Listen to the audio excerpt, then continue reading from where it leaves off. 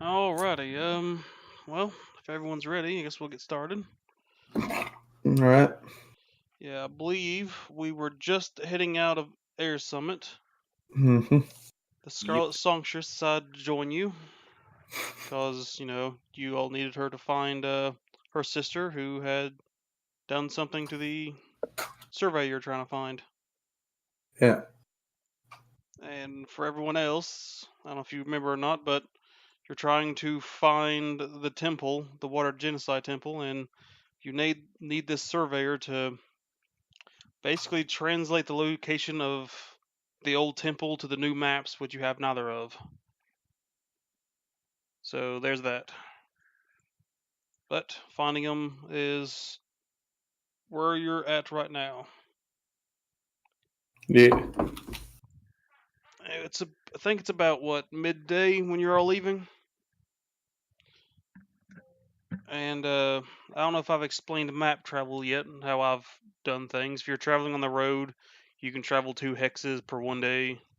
Off the road, it's 1 hex per day. Difficult terrain, it's 2 hexes a day. Not too hard to remember, I suppose. But that's how it is. Yeah. Where you're already leaving halfway in the day, you can make it 1 hex. And so you can move down the road if you needed to. Where we're on the roads, you don't really need to do survival checks to see if you get lost because you're on a road. But I think we should take the road as long as possible. Yeah. Oh, we should have bought a boat so we could have taken the river to the Druid camp. Is it? Well, I mean, do we? Does anyone here know how to sail? Oh, that's a river? I thought that was a road. No, that's a river. Oh yeah, I forgot. We don't have Gren anymore. Never mind. Yeah, the white lines are the roads, and then this is the river. But no, none of us know how to sail. Well, I mean, we have a changeling. We could just kind of stretch him into a boat. I mean, You know. I'm pretty sure Pockets is proficient in drowning. I am not a last girl. I'm sorry. Dang. And also, you have to accommodate for a warhorse and an extra person.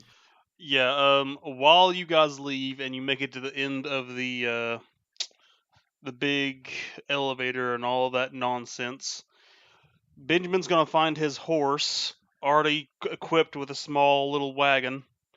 The wagon is hooded and it looks like it could easily belong to the Songstress. Oh, And, god damn it, Ben. She walks over and gets in it. I'm not sure how Ben will react to it. I'm going to assume it's not pleasant that she had his horse hooked up to her personal wagon. But she'll just, yeah, I'm not going to walk all this way. Honestly, since Ben's kind of like one of her biggest fans, I think he wouldn't mind it. But then again, he's very protective of his horse. We'll find out later. Yeah, basically that. After the retcon. Dun-dun-dun. Well, he's not going to have much of a choice in it. Yeah. Let's just put it that way. It's probably not going to get retconned because he doesn't have much of a choice out of the way. Yeah. This is going to be an interesting interaction where she charms him, but he's not here, so he automatically fails. Okay. I swear on my life as a Goliath that I will protect you. Strange people. Just get on with the horse. But yeah, Benjamin is riding a horse, and Scarlet Songstress is in the back of the wagon. So not a big wagon, just a small wagon. Looks like it's made just for her. Right. Well, yeah, less excuse for other people to get in it. Basically, she ain't around with anybody.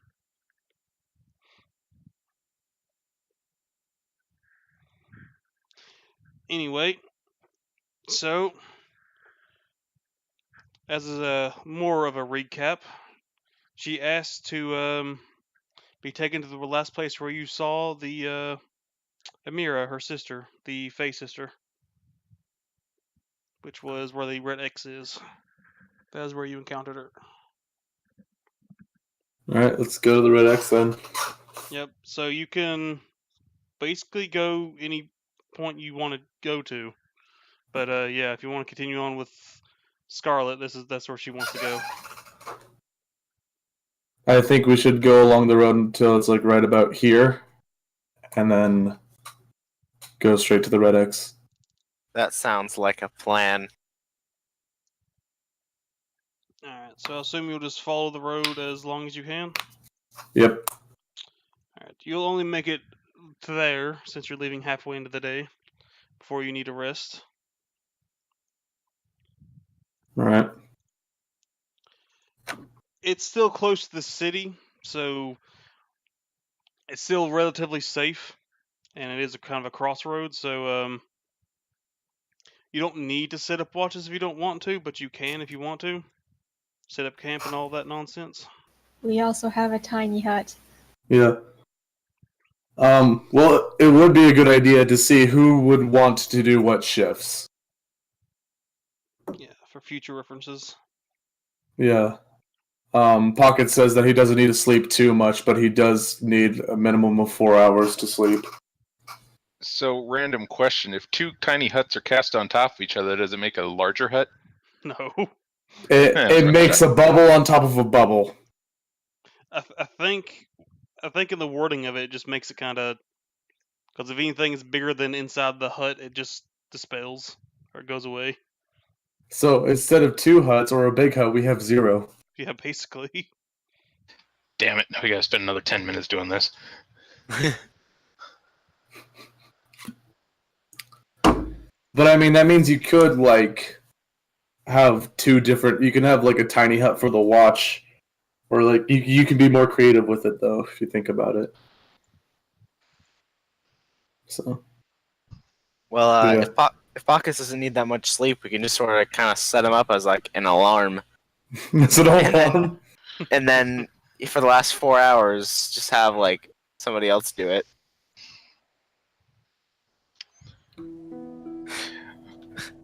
Well, I mean, it's not a very fair way of doing it, but Yeah. Do you mention this out loud to Pockets? it's more in Gus's head right now. Well, do you just mention this aloud? I guess so. I guess so. We'll see how fun that is. Okay. Well, you Yeah. kind of learn that he still has the mind of a child. He's like, well, that's not fair. What? He'll do it, but he's not going to enjoy it. well, whoever said, I'm assuming somebody else has a tiny hut spell. So while whoever's doing that, Cass is gonna go around and like set up a string around the campsite. So if anything crosses that, it'll alert him. Ooh, I haven't seen that before, and I'm casting the tiny hut. Ooh, now we have something that doesn't need to sleep at all watching us. A string. And How high up is the string? It would be, a couple of loops around, maybe 2.5 and then 5 feet up. Okay. Well, Focus is just like 1 inch shorter, so he's just like, oh, okay, cool. I'm not concerned about you yet. Pockets is willing to Not for do the first 2 shifts, or like the first bulk of it, and he's just like, as long as someone wakes up for when I pass out, because he passes out really hard after it. So, how long is a shift in this campaign? Like, in terms of like how long the hours are? you'll need 4 shifts. 4 shifts. Well, Cass will take the right before breakfast one. So like the last one. Yeah. Right. Pockets does the first 2. All right, Gus volunteers for the middle position, the third shift, I guess. Alright, so Pockets will wake you up. Cool. I hope in a nice and not at all frightening way. Not in all frightening way. He's like, I don't know what you're afraid of. Feel something crawling around your backpack. Wake up, wake up! You feel something crawling on your back pocket. It's like, it's me!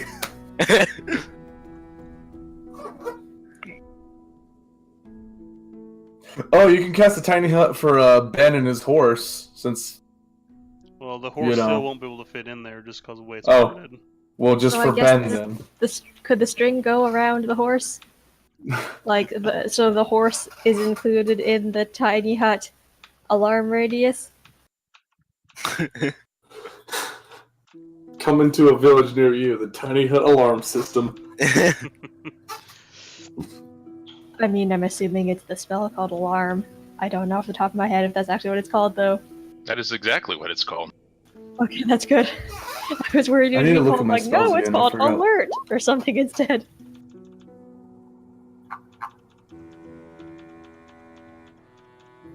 Alrighty, let's do a few rolls here. The Songstress stays in her wagon, which is covered, and I don't know if during the few hours you traveled, you actually care to look what's inside her wagon, but she stays in her wagon. Pockets is curious as to what's in the wagon, but he doesn't want to go in yet. He's like, that looks really rich, and I'm worried about people like me or worse, raiders, but I don't want to look inside because I'm easily puntable.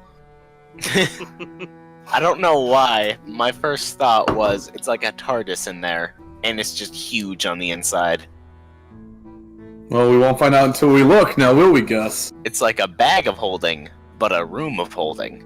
There you go. Doing Pocket's like, oh, you mean like this? And he pulls out an iron flask. No. I don't believe that's what I meant. No, that's a magical item. He's like, oh wait, you don't understand. He's like, this thing can hold people in it. He's like, it's what the wizard that experimented on me would use when I misbehaved.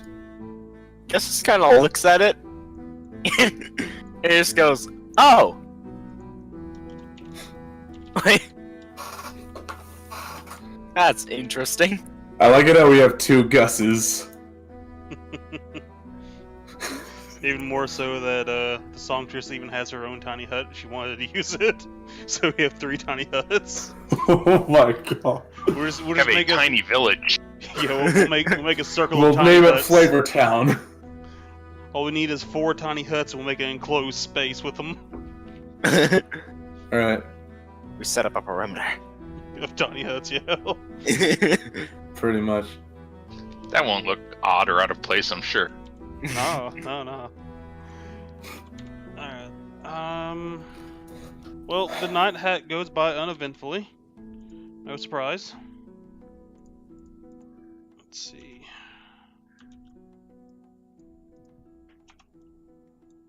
The next morning, the Songstress wakes up after all of you. She slept the full whatever it is. Get back to the map here. The Songstress is really rubbing the urchin background the wrong way. The what? Well, like, Pockets was an urchin, he never had money to his name, so he's just like, ugh. He's bitter about it. Yeah, she steps out of the wagon. It's, as I said, not a big wagon, but she does step out, stretch. She has already applied her costume and everything previously before stepping out into the public, which is basically you guys. Alright. She'll just say, how long is this gonna be? The Pockets starts like, it depends on how fast we find it. We'll be done before you die. Or after. One of the two. Unlikely. I've lived in this forest.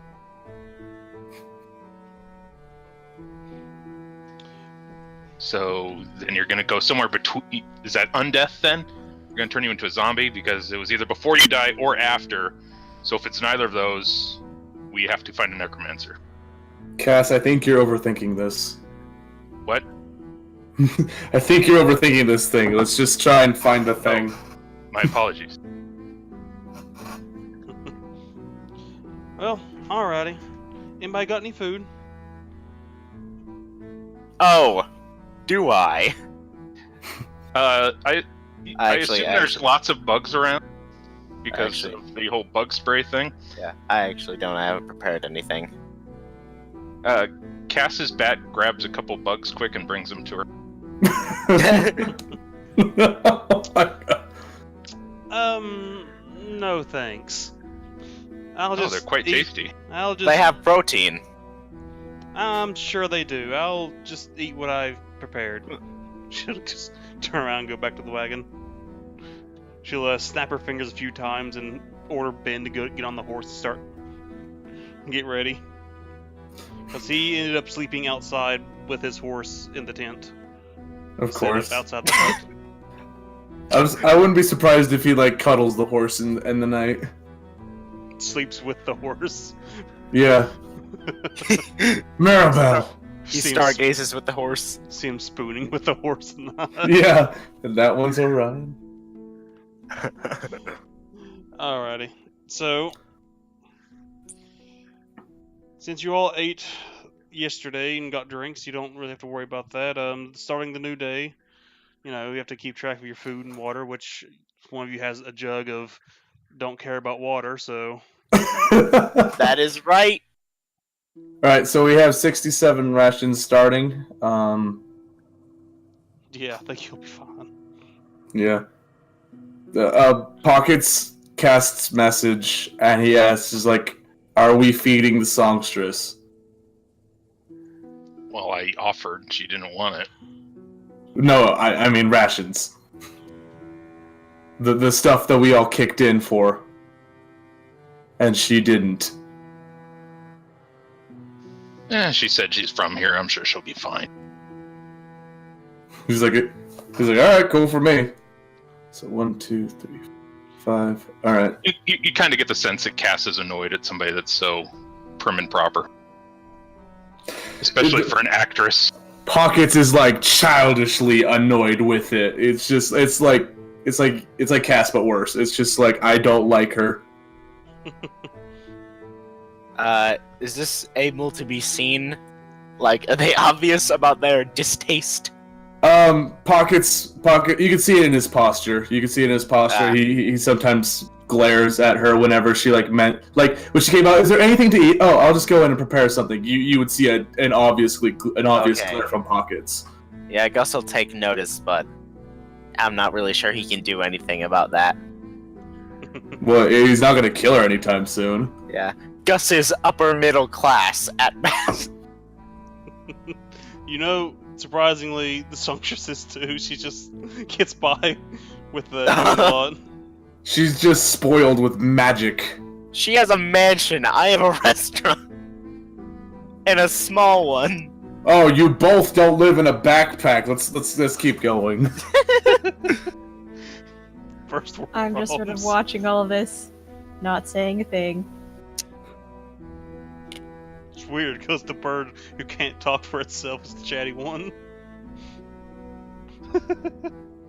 Alrighty, so I assume you all get your morning preparations out of the way?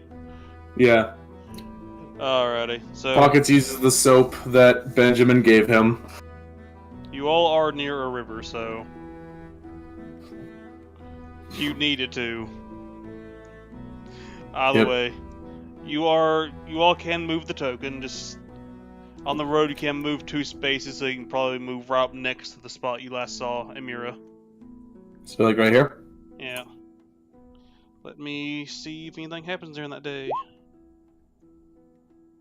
Nope. Oh my god, random encounters. Nope. Yeah, during the day, while we're just traveling, Cass would be randomly sending the bat out as quick patrols. Yeah. You run across a few small little villages, like barely even worth mentioning. Populations like 40 and 50. Just small little Right. places along the way. Nothing really too substantial.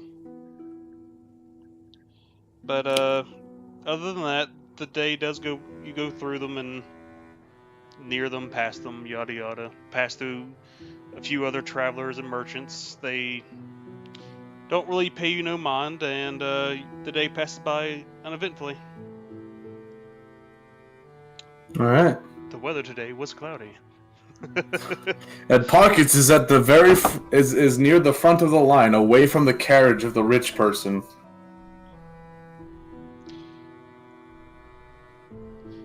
During the So trip, during the travel, is there any small critters around? plenty. Cass would fire an Eldritch Blast at one. Have dinner for later. Good thinking. Dinner! The force damage, it tenderizes the meat. Give Gus me, liked that. give me, Pockets is not against it as long as you don't hit picks. give me a survival, just to kind of gauge what you might find or manage to come across. Alrighty, yeah, you come across a few deer, squirrels, and the like. You just gonna Eldritch Blast some of them? Just the deer should be enough for everybody to eat tonight. Alright, go ahead and do the Eldritch Blast then. You just So you don't crit fail, you should be fine.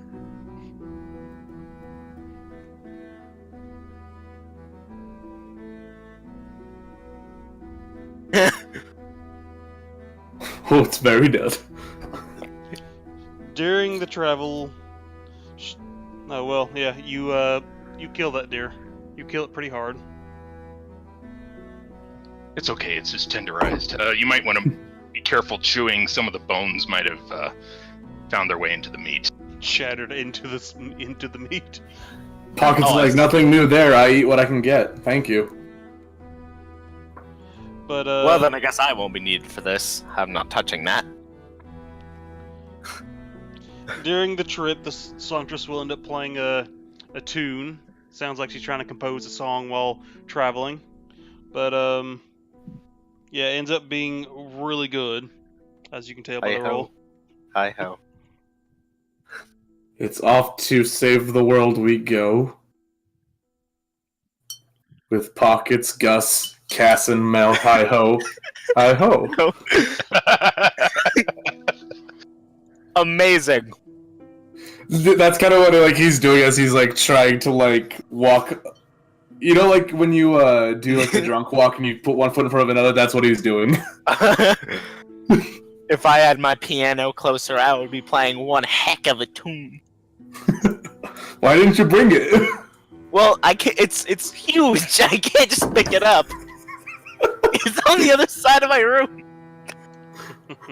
Oh, I thought you were saying this as a character. No. I need to find a more distinctive voice. But The wall just went black. Oh, hey, it's the people. Oh god, the sun Spoiler. was blocked out. I haven't dragged you guys to the new map. Ooh. This is basically what the camp is while you're in these woods. And the songstress. She stays up in her wagon. So yeah, the day ends up going by uneventfully once again. You do end up starting off into the woods. It's normal woods, not the marsh, swamp, jungle woods you've been warned about. Still pretty tame, just foresty path. Pockets tightens the straps on his backpack and keeps picks in his coat. He doesn't like hawks. As Cass is roasting the deer, Mel, I don't suppose you could flavor this for us. I can't do that myself. Wait, I cast the tiny hut already, right? You can if you want to. Okay, then I haven't cast it yet. I'm not going to cast until it's actually time to go to bed. So yeah, I will use prestidigitation to flavor the deer like, a meat in a restaurant that tastes really good and definitely is not deer. Now it tastes like chicken, but like a very well-seasoned chicken. It's kind of fucked up, Mel. Well, I mean, I just picked a flavor off the top of my head. Maybe next time we should talk to Bobby Flay over there. Probably. Well, anyways, Pocket smells it, and he's like, I steal for this kind of food. Wow. Hunting is so much easier. Well, I could give you a coupon if you ever want to come to mine. Coupon? My eyes light up at the mention of a coupon. Paper? Wow. Alrighty. Yeah, so you do end up camping for the night. I assume you'll be You all are eating and taking water from the jug of gallons, Yep. Yeah. The jug of fuck you, swamp. basically. Oh, I got the fly. Yeah. I'm going to now find synonyms for both holding and jug. So The cup of overbearing.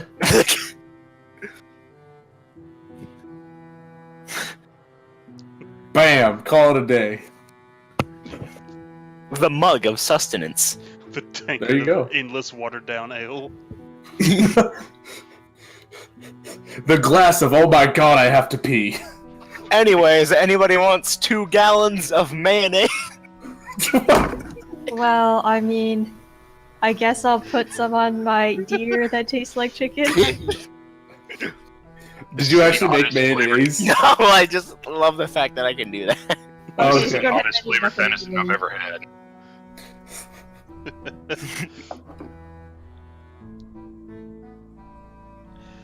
Alright. You guys learn that Pockets is a voracious eater if he knows that if he's aware that he doesn't have to ration it. He just goes in for like 5ths and 27ths or whatever. Oh yeah, there's plenty of deer, and I didn't bring any salt, so have your fill. Yeah. It would take far too long to try to dry it. Yeah, it would. From the good Short-term solution. From the good old cooking materials of Gus, he pulls out a salt shaker, lightly daps it before devouring it whole. The salt shaker or your food? The salt no, not the salt shaker. The food. Gus has a salt addiction. Alright. Yes, this is slightly worrying. You're gonna give yourself a heart attack. High blood pressure. This is not good. Perhaps we should take you to talk to a doctor or a cardiologist when we return home. He pours out a little bit of salt onto the deer. Ah, perfect. Eats the salt shaker. Basically. I'm a culinary salt. master. Drinks mayonnaise. This is turning into the worst meal I've ever heard of. It started off great, and then Gus walked in. Barbecued venison is delicious, but now we're eating jars of mayonnaise with salt. Alright. This is the opposite of the intention I had for this character. Anyways. After the meal, Pockets is like, I guess, prepares himself for the first watch. Yes, and Cass will do his little thing with the string again. Can we just assume I do that every night? Yeah. Sure. I want to say it. Okay, we're gonna assume he does that every night. Pretty much. The Songstress just eats some of her own meals that she brought with her. There's plenty of fresh meat. You don't have to eat that, whatever the hell that is.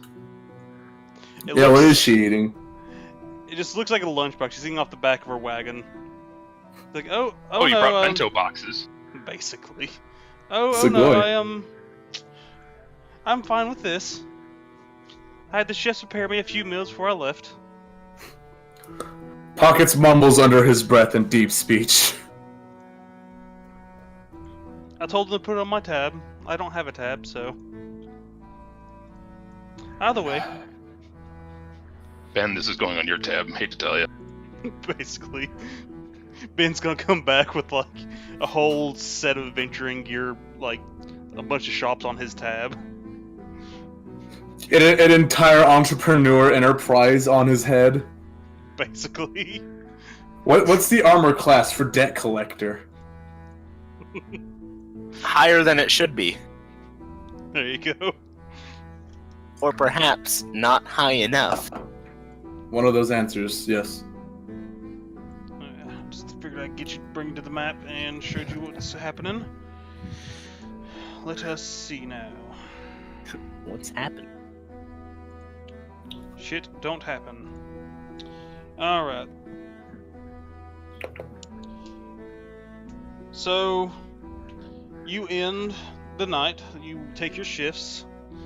Nothing particularly happens, though you're still on the road, or nearby on the road. I'm not sure if you would camp like off the road or just a little ways away, but out of the way, it's still a relatively safe area, so nothing really happens. And the next day rolls by. And same thing before. Songstress steps out, stretches, and sees everybody gathering their camp together, or however you do it. Backpack just rolls out, sprouts arms and legs, and there's pockets. Yep.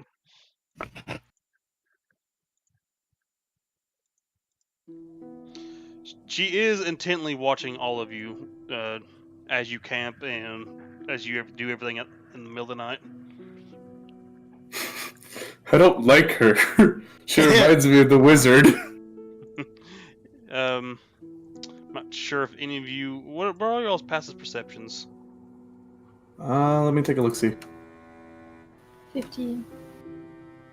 I believe mine's 14. Yep, mine is 14.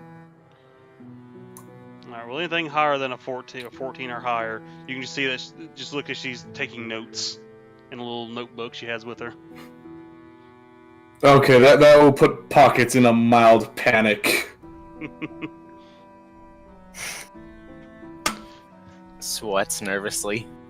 Pretty much, yeah. You just like he'll like do like airplane stuff or like childish things around the rest of the party, but once like he makes eye contact with one of the fate with the songstress, he just immediately like stops 180s and just like goes in a different direction. Pulls out a towel, starts wiping where his forehead would be. No, he just wipes it with his arms. The image is what's good. Just kind of like if Pix were to run near the songstress, he would tackle it and like put it in his sleeves and then sprint back.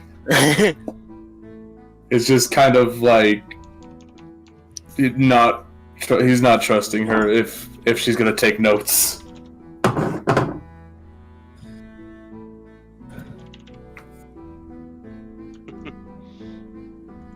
I don't like it when you chuckle, Krim.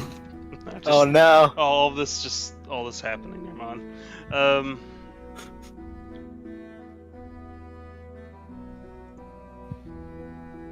Alrighty, so yeah, as you all gather up to go to the next place, you would have to go off the road, so it would be a day hex per travel. However, where you're going is exactly 1 hex away. Yay. All right.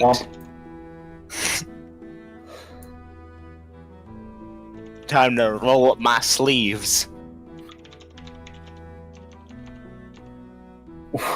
What do you wear? I'm just curious. I never got that picture in my head. It's always a chef's outfit. Oh yeah, and an apron. I forgot. Yeah. In this situation, he would have the apron tucked away so that it doesn't get all dirty, but he usually has it. Yeah. Quick question: as a rogue who picks pockets, would I know where you keep your apron, or do I need to roll an investigation? I don't think you would. He just kind of ties it around his waist, Okay. like higher up. Yeah, just like folds it and ties it. All right, cool. Do you want? I want that apron. Just Do kidding. you want to steal? No, it's too big for me. It could be I'm a already cape. wearing a sweater 5 times my size. That's true. Anyways. Yeah, as you all travel, you hear another pleasant melody coming from the back of her wagon as she travels. The horse is having a more rough time bringing this wagon into the woods. We're on the road to Viridian City. How does Ben feel about that? I wonder. You're hurting the horse. I don't think he has a choice, but You just see him crying and charmed. I've got a question. Could I roll anything to see if the Scarlet Songstress is using enthralling performance? I mean, you can do an Arcana with advantage, I suppose. I'm gonna do that whenever she performs from now on. Also, I'm sorry I forgot to change my name. She is, yeah, she is humming throughout her entire trip, and she is just hitting him every time. So she's constantly casting enthralling performance. Is that correct? Basically. The hungry party deer and cell extinction wildlife may be their fault. You'll just hear that randomly a burst coming from back of the wagon as she's just trying to perfect this melody. She's trying to come up with the song. You hear Pockets just kind of like shrug his shoulders and keep trucking. Gus just kind of goes, "It was one deer." I'm going to also play some music, and I'll be doing counter charm continuously. Oh, bard battle! Alright. Yeah, say do your performance, see what happens. He's so much better at this than me. Counter charm. Are you trying to charm the charmer? No, counter charm. I'm Oh. giving all of us resistance against her charming us. What? How many? Are you able to use that just all the time now? Let me check. I didn't think it was. I think it it's was at the limited use to, of like, a bardic after rest. inspiration. As an Let me see here. action, you can start a performance.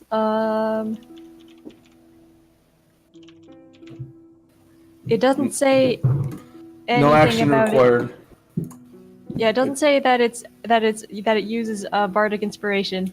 Yeah, I was wrong there. Nope, it's just bards being bards. It's like if two bards counter charm each other. It's like a kissing match. Who can kiss who first? You know. That's an interesting analogy. Well, I saw a meme where like it was Japanese things. Oh God. Yeah, that doesn't work. She plays her instrument so well that yours breaks a string or something. Yeah, her perfecting her melody outclasses you actually playing a song. Well, better luck next time. Her tuning an instrument does more. Yeah, that's basically what just happened. It's literally the link that you just sent, Kieran. Yep. That all LSD trip is because it's perfect. You do counter charm, but it seems like it doesn't have much of an effect on Benjamin. Because it just gives him advantage. However, she rocked that. I mean, you can keep doing it throughout the day because she can too every hour. Yes, She's I'm gonna keep technically doing it. Whenever she's trying to use enthralling performance, I'm gonna be using counter charm. I mean, she's better than me, so it's not gonna help at all. But I can try. Well, I mean, it Pockets still admires technically your happens. kindness towards the party members, so I mean, your counter charm does go off a few times, and he does resist the charm effect. However, I think he kind of wants to do it anyway because it's a horse and a wagon, and he loves And- horses. and he is a rational loves man, and wagons. he knows he needs the Songstress to follow. Well, I mean, as a last resort, in case we need to dispel her charm in a hurry, we could just punch whoever's been charmed. Oh, that's my entire skill. That's my entire skill set. Yeah. I'll be good. I at mean, that. also you could also have me like mage hand pickpocket his gold and like have him distracted or something. Like there are many avenues to this. Yeah. So I'm going to use my helm to cast message on everyone, like, to everyone, saying like, hey, just so you guys know, she is trying to charm us when she plays this music. I'm trying to counter it with my own music, but I'm not as good as her. Just so you guys know, taking damage will cause the charming effect that she does to like dispel. But if you succeed in resisting it, you have no indication that she even attempted to charm you in the first place. Sounds like you've Okay. done this before. I respond. Only in cases of emergency. I don't make a habit of it, unlike her. And I don't make a habit of stealing unless I really, really want to. See, you understand. Anyways, are we at the place, or do we got to do another night rotation thing? Wait, have we actually left the road? Yeah. You left the road Right. today. Yeah, okay.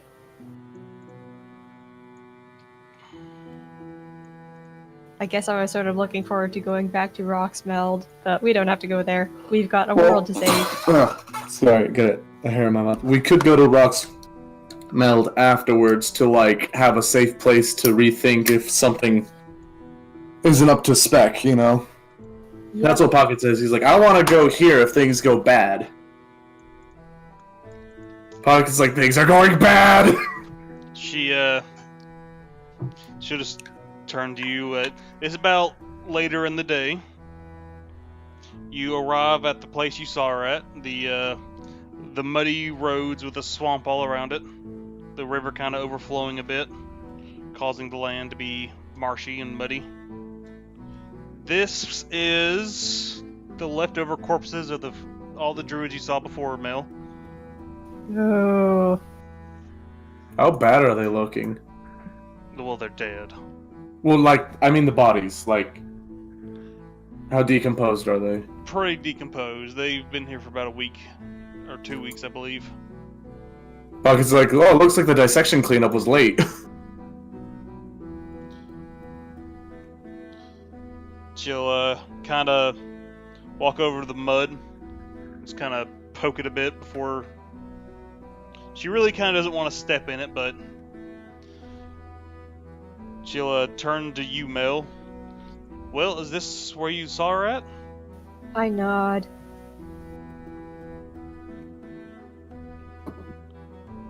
She'll start to look about. She'll take something and toss it into the water, and when she does, the swamp starts to move a bit. Like, maybe we shouldn't step into the swamp. She's eyeing these giant flowers. Well, is anybody here good at tracking?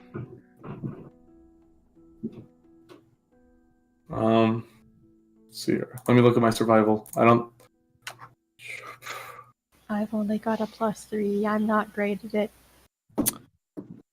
Pockets is like, I'm only good at tracking in cities. This is out of my forte. I do have. Oh God, I do have proficiency in that. Wow, you saved us! Yeah. Yay!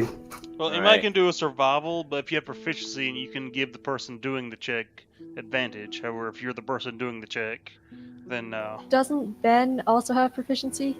Yeah, but Ben ain't here, so That's true, He's- so we can't be like, hey Ben, why don't you help us? he'll be like, I gotta make sure the wagon don't break, because I He hurt her. does have proficiency, so if you want to make the check, he'll help you find tracks for Emira. And since he's familiar with what she looked like, he can kind of help. So you want to do a survival check and see if you can actually find the direction she's going. All right. So should I do it, or is anybody else gonna? As I said, Gus, this Oh. isn't a city. I'm bad at tracking things that is not encased in stone. All right, let's go. Gus sniffs the ground. It's a 9. He's Oh, like, no. taste anything? Maybe you should have assisted me Wait, next time, though. wait. He licks the ground. I'm not finding anything. You taste mud. Pockets like gets closer. He's like, is this how you track? This looks unconventional to me, so I'm going to try my own tracking methods of like looking really hard at things. Yeah, I don't see anything. Well, if you were to try to track while he's trying to track, you'd get in each other's way. Yes, So- I It fully looks like they understand that. did. Yeah, it looks like they did. Like Well, it looks like Gus was gonna smell the ground and Mel stepped on him, so he licked it. I'll have you know that Tastes like that this is how the natural elements do their tracking. I just look at him very skeptically. Pocket's like, yeah, Pix sniffs all the time, but Exactly. Yeah. you see Scarlet as you guys are having this interaction where Mel is trying to track and you're trying to track, and she steps somewhere, then you taste where she tracked, and you manage to track down Mel, which is right in front of you. Aha! Scarlet is just pulls out her notebook and just starts writing some more. There's gonna be a dissection. There's gonna be a dissection. He says in deep speech. She's just writing about how we're so bad at everything. Like, I'm not ready to be operated on. You hear her mumble a few lines, but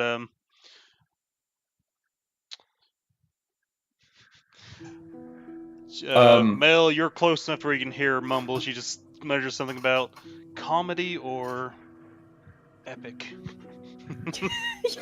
Can I roll anything to try and like listen closer to what she's saying to herself? Sure, Oh. do a perception. You hear her trying to decide whether or not she's trying to make this next story in this comedy or an epic. Okay. So I say to her, comedy. Pockets like scurries over to Mel and he's like, "Wait a minute, you saw the person we're looking for, right?" I nod. He's like, "What are her shoes like?" Because I was thinking like maybe she could like describe it and he can roll an investigation to find a footprint but not a track. Oh, would I have seen what shoes she was wearing, or if she was wearing shoes? It looks like she was wearing sandals. Alright, well I'm going to do a minor illusion of her sandals. So that Yeah. Pockets can see what they look like. Because Pockets is like, maybe she stepped in the goop and lost a shoe. So he's going to go looking for a shoe. He's like, there's no shoes. No. Do you like? Are you just checking this kind of road for shoes? He's just like,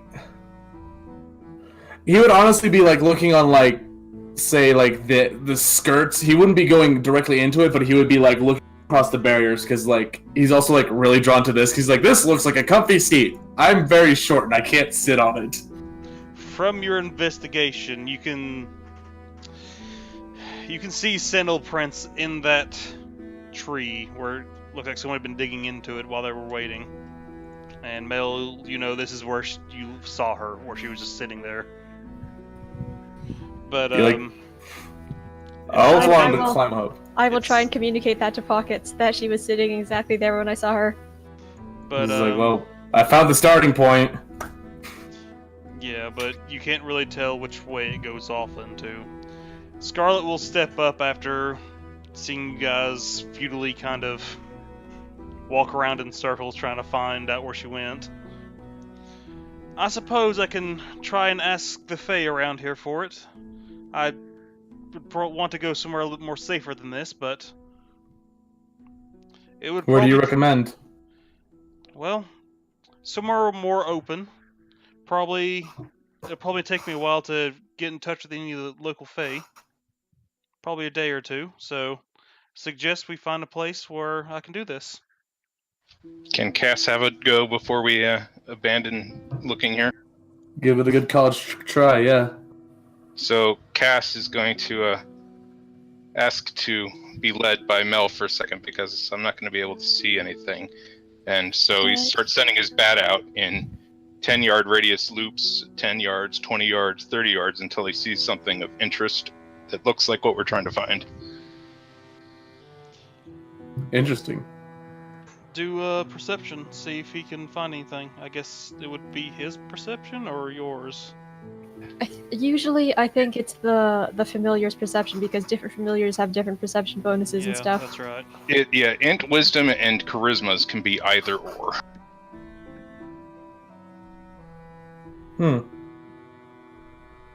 But I think the wisdom bonus is the same, so it doesn't really matter.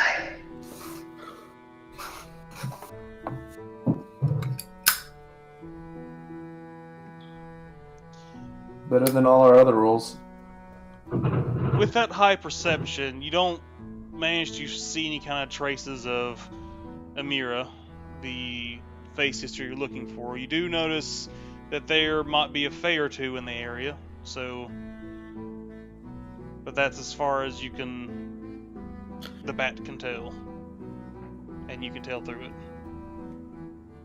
And what kind of fae is it? Looks like a pixie. Well, I couldn't find this other person, but there are some pixies over in that direction over there. Try asking them if you don't mind being polymorphed a few times. I'm sure they won't do that. Well, they might. Well, we'll have to have them come to us, because they'll run if we try to go to them.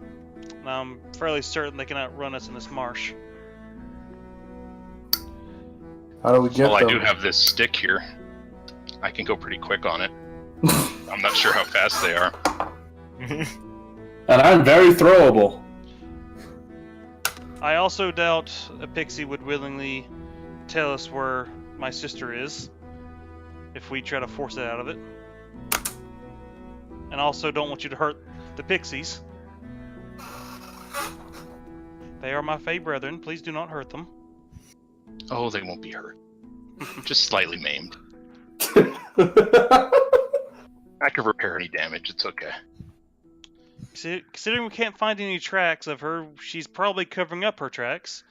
She is a druid after all. She's probably far more skilled at finding and covering up tracks than we are. Right you are, my lady. Maybe we could talk to other druids? Well, you can, but I think those ones over there are dead. Talking about the dead corpses just in the water. I'm surprised they haven't risen from their grave and come to attack us. Well, Yeah, if you have a Well, couple roll diamonds, I can initiative. make that happen. No, thank you. Did one of them just move? Yep, Oh. Like, did that actually happen? yep. I point to it and I say, it moved! Scarlet will kind of look at it. I'd rather not deal with the undead. Shall we go? I nod vigorously. Bell, bell, bell, bell, bell! Which way are we supposed to be running? To the wood or to the other? Well, either depends. direction. Started in this corner. Either direction will be fine. Just as long as we get to an open space. Which direction is towards the druid camp? This way. Okay then. Either way, gonna go Pockets this will way. be running always like bell, bell, bell, bell, bell. You know? Yeah, and I'm gonna look to see if they're following and like do hand motions, try and like be like, hurry. They have no money, they have no life, run! Scarlet will get back in her wagon as Benjamin trots by with his horse. Cass just watches the show. Yep. Cass is Alright. going to change into the shape of one of the dead druids. Okay. Nice. Shamble behind the group. Bah! Out of the way. You can't really make it too much further. So you'll end up making camp here nearby. Not funny, Cass. And I make a tiny hut. Alright. Scarlet and Benjamin and his horse and Scarlet's wagon do not go in the hut.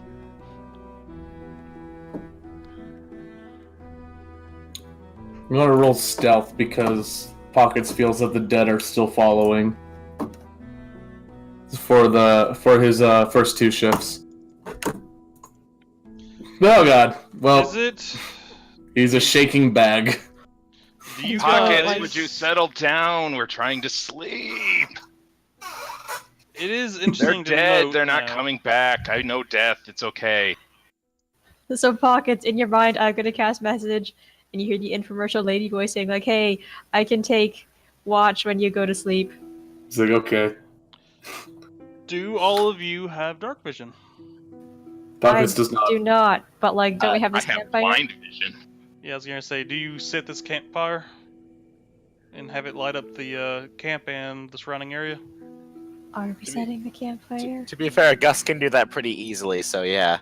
Alright, so I guess we have campfire. All right. Wait, can't you put the tiny hut around the campfire, which would like not make it illuminated? Yep. Oh, would that Why work? don't you just do that so we have a warm hut? But the Okay. hut can already make the inside of it illuminate. So Yeah, the hut, I can command it to have light in it, and it's always like comfortable inside, even if it's really cold or really hot outside. Oh, okay. So then I guess the question is, does Benjamin and Scarlet want a fire? well, if you guys don't have dark vision, We're gonna need a fire. keeping watch is going to be very difficult, as you can't see past the hut. Yeah. We'll probably have. We're in a hut. Get in. It'll only surround us. When I take my watch, I can see everything. It's okay. That's what the bat's for. All right. Oh, do you want to take watch instead of me? You hear the infomercial lady voice in your head. Because I can't see in the dark. And yes, but not for 3 easy payments of $29.99 though. You hear the infomercial lady voice in your head make that sound.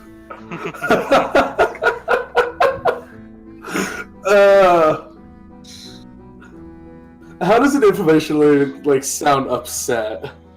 Oh, think of like, I don't know, Oh no! that lady in the commercials, Flo, the progressive commercial person. I'm pretty sure there's episodes where she makes it sound like a disappointed sound like that, but I actually don't watch that much TV, so I don't see a lot of commercials. It's more of for 3 easy payments of $9.99, you can buy this. By the way, I'm severely depressed. I just can't convey that because this is my natural speaking voice. Yeah, That last comment hurt my feelings. Wasn't there like one? I am one in where she's eternal like, pain. where she's like, oh, like where it was like, oh, reverse psychology. You can buy this if you want. But like, I'm pretty sure I saw that one time when like, I happened to be walking by a TV. I don't own a TV, you guys. It's okay. Neither do I. I just have a projector screen that's hooked up to nothing because I don't have a console yet. Anyways. Hey, it's a flying The bat. the bat token didn't change. Interesting. It should show the other one. Whatever. Yeah, it'll be fine. But yeah, bats have blind sense.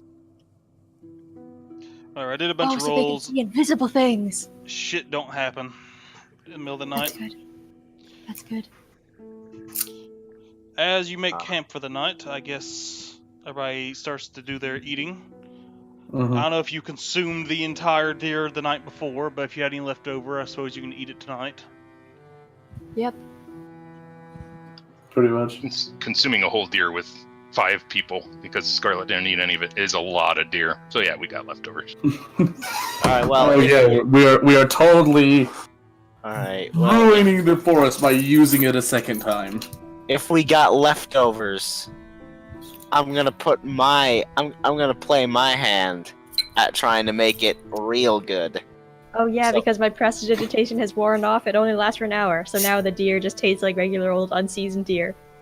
Tastes like Which is- barbecue to me. Which is where I come in. I don't know if cooking is like survival or I don't know what it is. Don't But I you put have cooking tools that you do like one of those tool checks with? I only did that once because I forgot to write it down. Oh, I honestly think cooking is up to the DM's discretion. Yeah. Roll me an intelligence. What's your lowest save? Strength. Punch it. Punch to tenderize the meat. Punch to make it delicious. It worked for this guy I know back on the other continent. His name was Rocky. I don't have a single point in strength. Just do a regular D20 roll, I suppose. Are you proficient with the tools? Cooking utensils? Like I said, wait, actually, did I? No, I hadn't written it down. I should have. Sorry, I did not fully. So you're just a mom and pop that thought they could cook and opened up a restaurant and got lucky. Because I guess. that is an actual tools, is a cook's. Oh my god, it is. I thought I would have to homebrew that. No. Nope, cooking tools exist. It's Well, I did make it so that should I have cooking tools, I would be proficient in it. Okay. Oh. Alright, so I guess you can roll a d20 and add your proficiency bonus to it. All right. So, where's that again? Oh yeah, See it's how in well you cook the meat. Critical fail. It's on fire. I think level 6, you're also still 3, isn't it? You know what? Yeah. A strength is a 0, so I'm just gonna take that and treat it as a d20 because I don't know exactly where that is. So on the top, like, left-hand corner, there's like a pointer, paintbrush, and then there's a dice roller. Oh yeah. Yeah. Or you can do what I do and just top in 1d20 slash. /R 1d20. I just got it. So that's a 14 proficiency bonus. 17. That's 3. So that's 17. Nice. You managed to cook that deer quite well. Yes. Do you even have cooking utensils? His body. Supposedly I should. But like I said, I had not put it in my character sheet yet. Alrighty, you might want to get on doing your inventory, but yeah. Yeah, I did. I just didn't do that part yet. He just forgot the most integral part of his character. Yeah. Because I thought I had to homebrew it. No. I never had to use for cooking tools in my campaigns. I'm just giving you crap. And it never really comes up. That's true. But you made a character revolved around it, so it came up. Yeah. I made a character that revolves around paranoia and a pet rat, and I got them both in my inventory. Well, at least one. I mean, depending on which campaign you're in, you can use hunting traps to capture animals throughout the night and then cook them up in the morning and store them. But Oh yeah.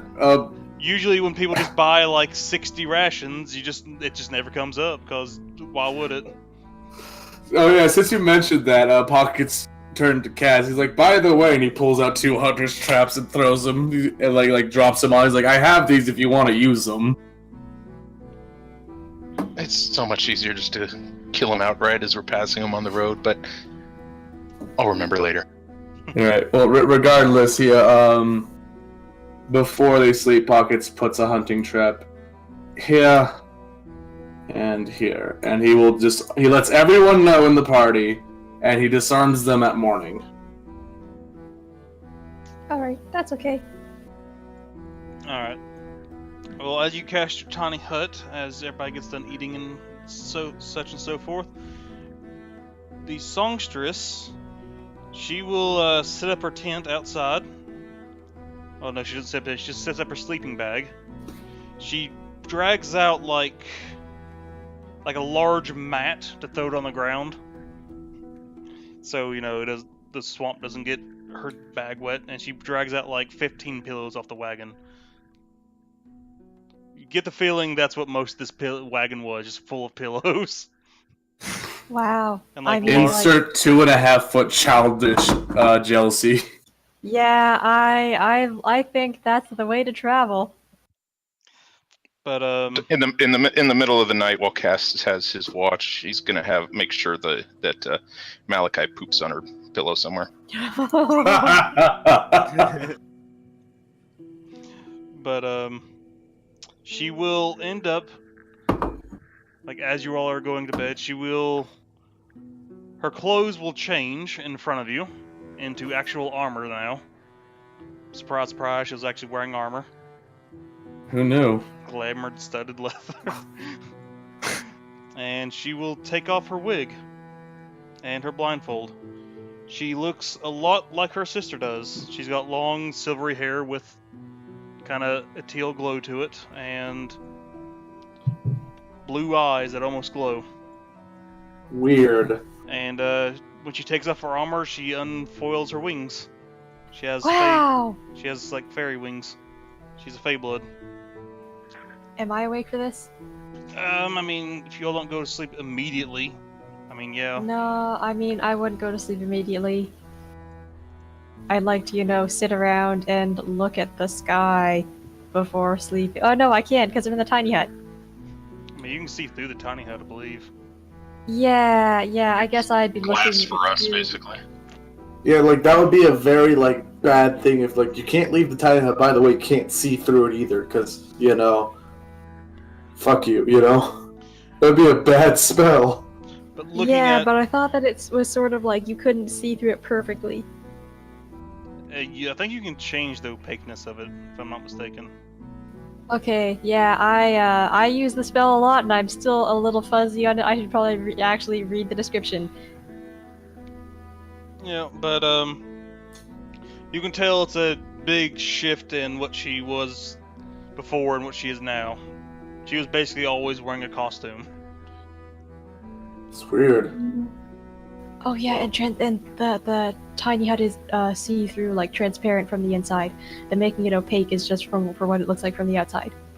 Yeah, it's glass on the inside, and it's like a one-way mirror basically, except for it's just a solid color instead of a mirror on the outside.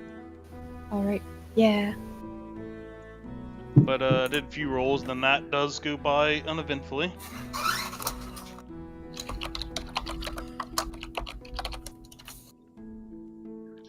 The morning rolls around. She is still sleeping in her giant bed of pillows. There seems to be one central one, like I can think of it, like a big central pillow you would sit in. A beanbag? Kind of like a beanbag, But like on like amazing rich steroids. kind of. The thing like Aladdin, big pillow, sitting pillows, Oh, okay. like Arabian type things. She'll wake up before any of you because she decided not to take a watch. Or she'll probably wake up around the same time, depending on the order you fell asleep. But she went to bed early. And when you all wake up, she'll be sitting as she is, just waiting for you guys to wake up. Interesting.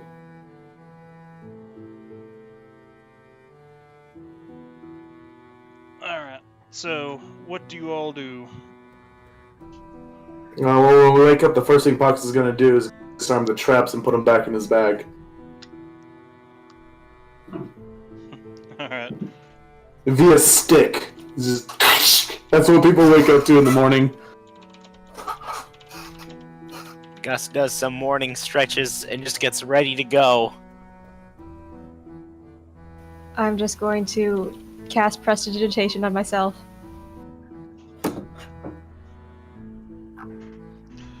It cleans the filth off her pillows. She will turn you guys not stand up. Well, this could take a while. There's no point in stomping around the marsh and waiting for a fairy to come by. Once they see me, they should come by closely, so it might take a day or two.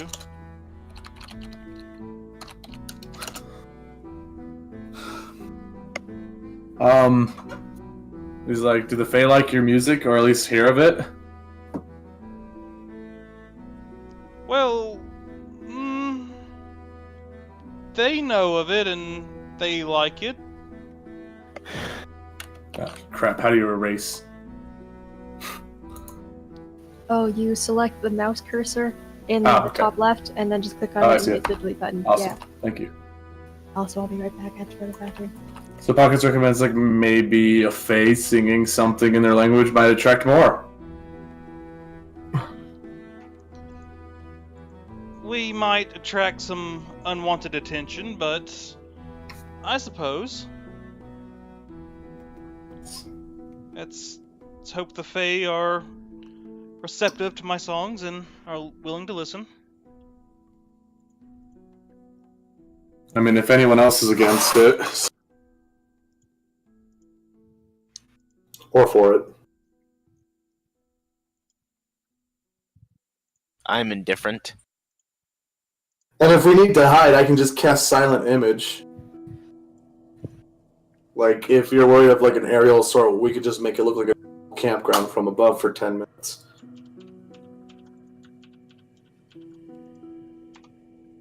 Whichever works.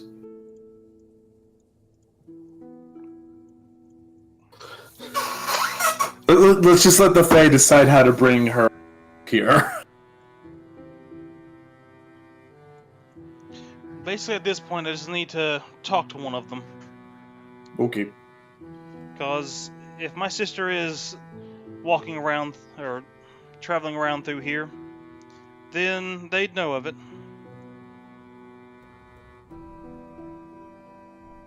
Okay. Well, work your magic. Don't let us impede. Pocket says while he's petting his rat, and he just goes and wanders off, staying within the campsite. Alright. But she'll end up playing. Let's see what happens. Oh All God, right. my ears! Stop, please. She failed with a 13.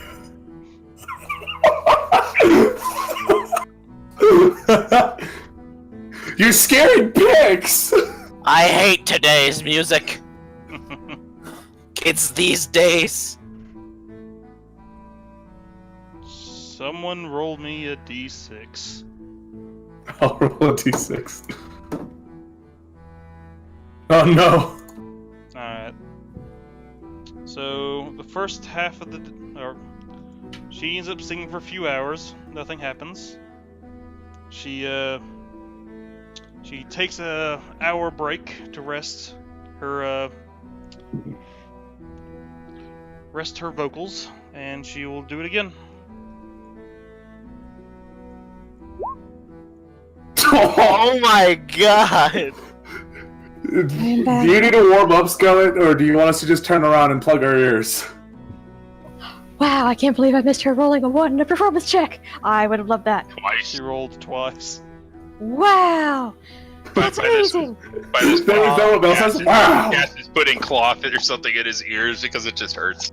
I am listening because I need some new things to say for whenever I use dissonant whispers.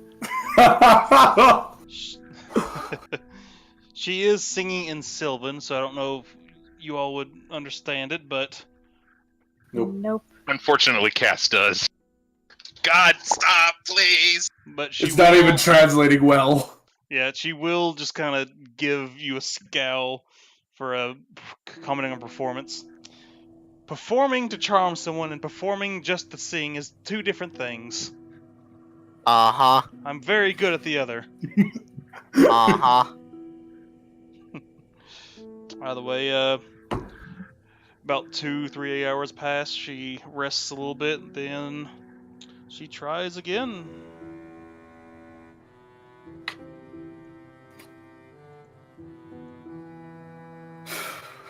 There we go. She rolled Now a 5. we're getting there. The instrument is tuned.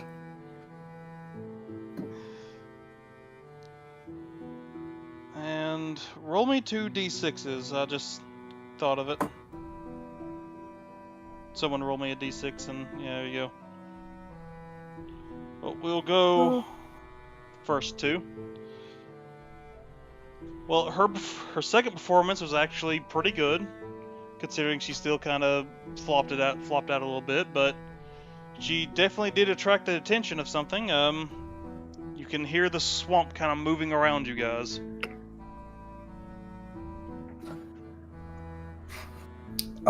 You see Pix scurry into Pocket's backpack and like pull out an arrow, and Pockets pulls out a short bow. Gus begins to emit smoke. I'm just gonna stand there and just watch. Are we seeing something coming for us that doesn't look friendly? You just see the swamp kind of shifting about unnaturally. Cass If gets you- on his broom just in case he has Yep. to take off. Pocket notches an arrow and gets ready for fighting. It's just a defensive stance, nothing too crazy. Alright. You all are aware and waiting for shit to happen, so... Yep. Do we roll initiative? Yep. Ooh. Here we go.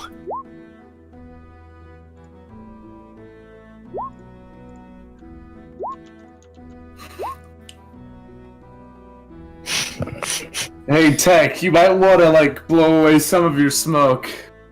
Hold on, what's going on? I can't see. Did But, you yeah. get breakfast in you? Yes, click the click your token when you do the initiative. I'll go and add you in though. Oh. Just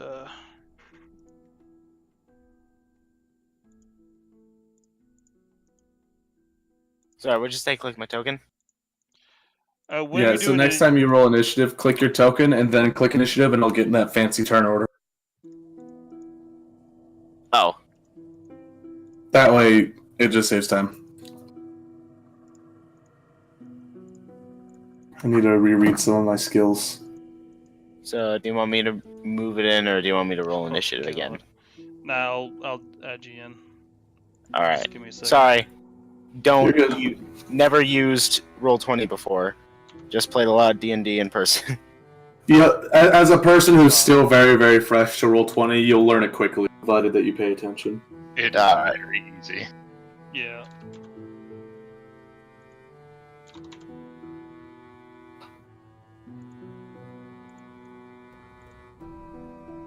And you rolled a 7, didn't you? Yeah. Alright. Yeah, if you ever do that, because it happens all the time, everybody does it. Just click your token, roll it again, and then you could edit your initiative order. All right.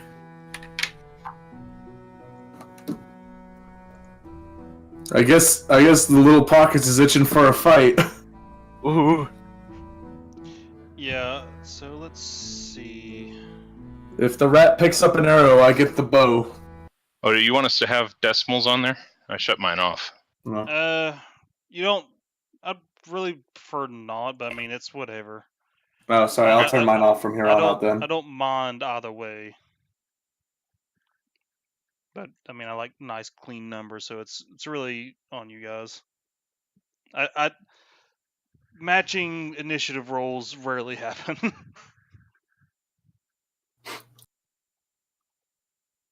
Alright. Is it midday or is it night?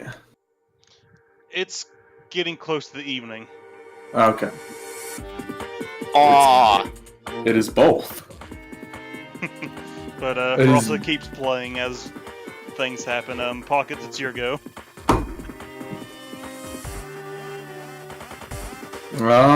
Well, I'm just gonna hold my action then until something hostile affects the party. Including the bat and the warhorse, so he's gonna shoot an arrow when something like harasses the group. Until then, he'll hold his actions. Alrighty. Cass. So there's large trees around us, yeah? Yeah. Cass is going to use his broom and fly up into one of the trees and hide up there. Alrighty. So just move to where we need to go.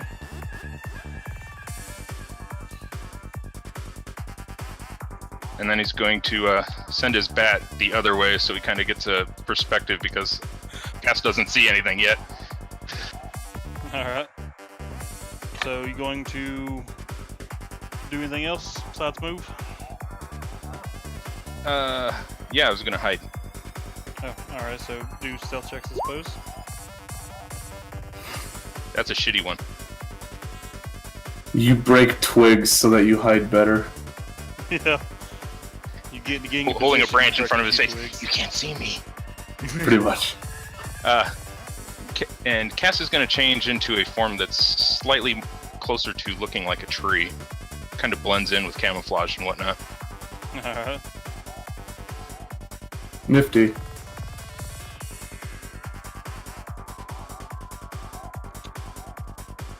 Is Scarlet playing this song? Sure, why not? Exactly. That's good headcanon right there. There you go.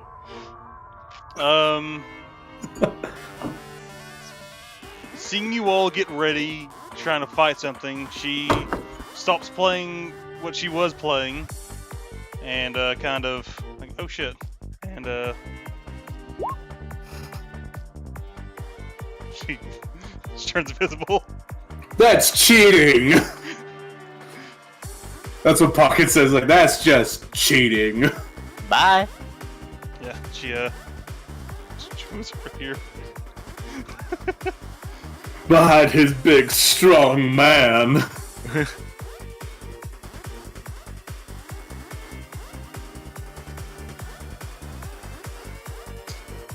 Is that her turn?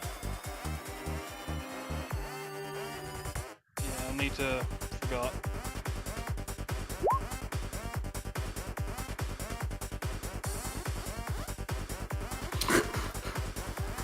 Well, Gus, I guess it was nice knowing you.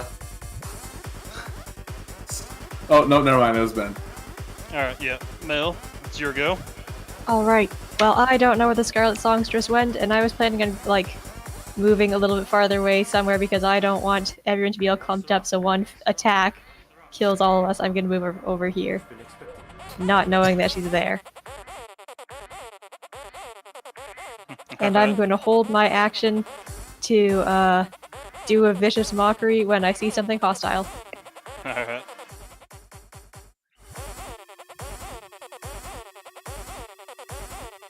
This song was a little bit more rockin' than I intended, but it works. It fits, really. I mean, the way you described it, it seemed like the whole everything, you know, like, I imagine, like, all of this is just moving how it shouldn't move. Yeah, same. That's kind of why, like, Pockets trained Pix to pick the weapon for the fight, and that's why Pix came out with an arrow. He's like, alright, he pulls the short bow. We updated our hotkeys, you piece of crap, Roll20. Don't mess with my hotkeys. I've learned Roll20 well. Don't go change things on me. How dare you, Roll20? I loved you. This is how you treat me? Alright, so the swamp shifts around again. Where's this one at?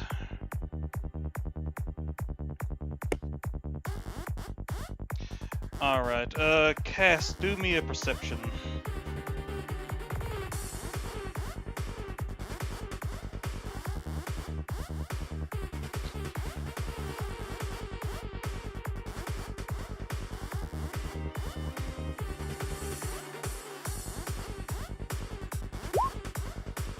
Alright, yeah. You can tell there's something right below you, right here. That kind of moved up to the edge of the swamp. Where's here? I didn't see a ping. Whoops, ignore that. That was my ping as I was trying to move the map. Oh, you might not see my ping where it's in that layer. There you go. Oh, so it's like directly below me right now. Basically, right to your right. Something creeps up to the edge of the water, and you see that. Alright. I like motion with my hands if they could even notice me and like. Do I need to roll a perception? Do I need to roll? Yeah, do I need to roll a perception for that? To see him It's signaling not to me? on your turn. So, Oh. yeah. Well, either way, if it's hostage, Pockets is just gonna take a shot at it. So. Provided that Gus doesn't smoke out the entire camp. He doesn't produce that much smoke. Well, how cool-headed are you right now? I'm tense. I Okay. sure am tense, but I'm not making any real disruption. Like a good cigarette, alright. Like a good cigarette. Benjamin. Get on his Benjamin. horse. It almost looks like Benjamin fused with his horse. Horsejamin. And he is taking the defensive action. He's waiting for something to pop out. I don't think he has any ranged weapons, if I'm mistaken. He has a few, but he's not gonna do anything. Unless he feels He's like ready throwing to him. protect. He's ready to protect his horse. By charging into battle with it. Basically. All right, cigarette. It's your fault. It's your move. It's my fault. It's your fault. Cigarette, it's your fault while we're in this. So Smoking's since there's like one flank that doesn't really seem to be covered up, Gus is gonna move over here and just kind of hold action there, since not really a lot can be done. It's kind of hold action there. Now that we've just now gotten to combat, I should probably mention a few things as we get to the new round. I do consider things like you yelling and doing just offhand perception or whatever rolls like that as just a free action. So Okay. if you just kind of want to look around, you can do that. See if you Unless can you're spot like anything. actively investigating. Yeah, basically that. But pockets, it's your go, and I do use flanking since everybody wanted to do it, so I went ahead with it. I'm gonna pop perception. See if you can find anything. Yeah, he's just like this. I don't like it. I don't like it when I can't see it.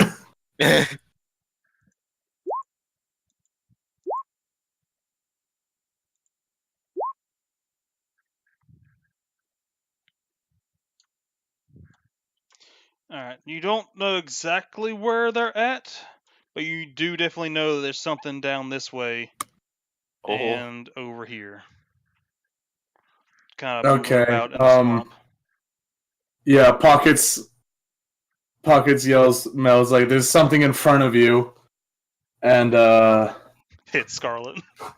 well, yeah, Mel and Scarlet, but he doesn't see Scarlet, and Scarlet went to dance. and he honestly, Pockets doesn't like the bourgeoisie, so he's like, she gets eaten, but she has importance, so. Let me see here. And let's see here. As a bonus action, he's gonna use his Let me see here. Oh wait, 1 minute. Nope, never mind. I was getting a little cocky with my mage hand, Letterman. I was gonna have him like hold one of his hunting traps in his mage hand, but I can't do that in combat, so never mind. Trying to think here. I am going to use though cunning action to hide. Yeah, so I'm gonna roll stealth. Are these like other tents that we set up, or is this just part of the background? You know, this stuff right here. I mean, if you set up tents, they're there. If not, then there's just part of the background. Okay. Well then, I'm just gonna roll stealth for like bag of death. So here we go, bag of death. Well, bam. So 15. All right. So he's just like, Mel, it's in front of you. Tucks and rolls bag. And that's my turn. Cass. Cass is knowing that there's stuff coming from directions and doesn't want his bat to get squished. He's gonna snap and it's gonna end up in its pocket dimension All right. You just and more or less disappear. And then you're gonna see a white glowing light coming out of Cass's hand as he preps an Eldritch Blast All right. in case something hostile comes. Yeah, is this missing your familiar bonus action?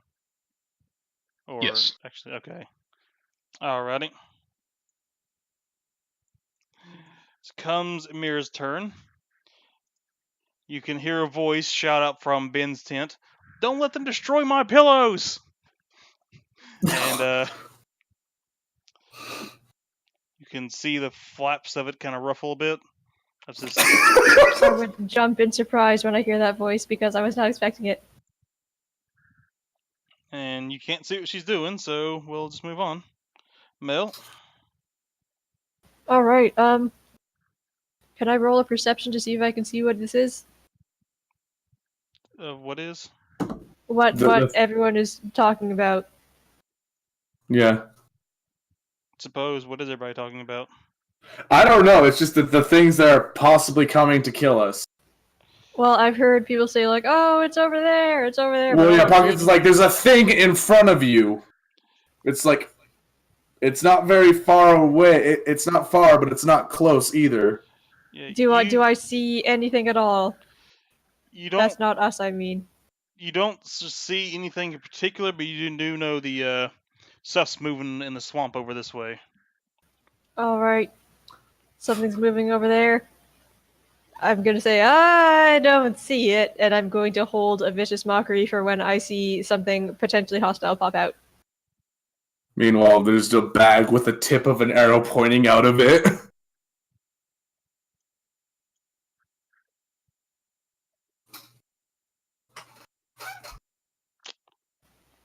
That's my turn.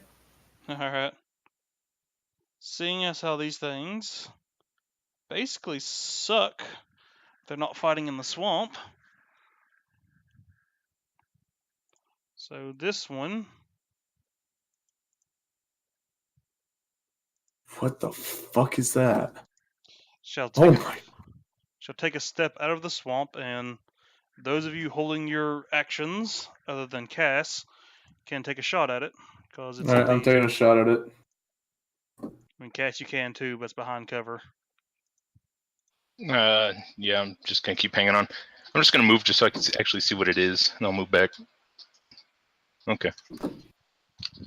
Like a troll thing. It is an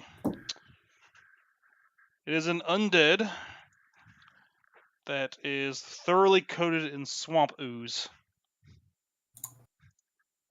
It looks like it is the swamp almost. Alright.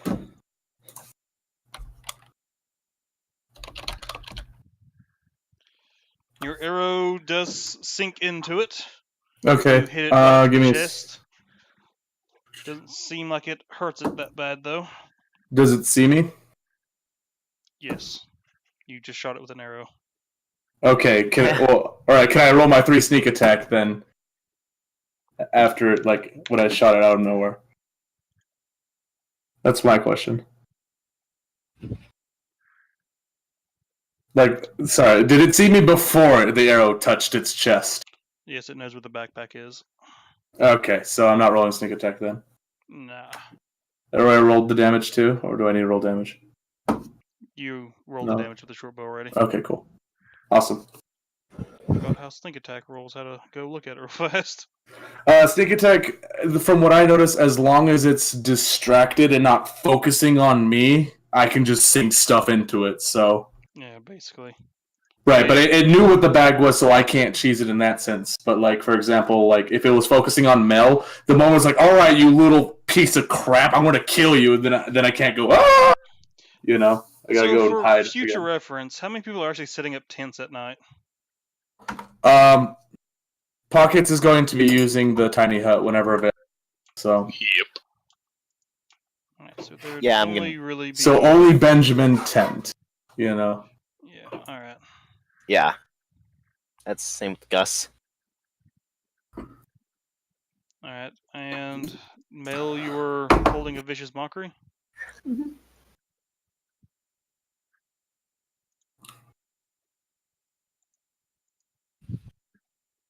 Well, now that I see something, Something. can't really see anything about it. I'm going to do the vicious mockery, and I'm going to say, "Show yourself, you coward!"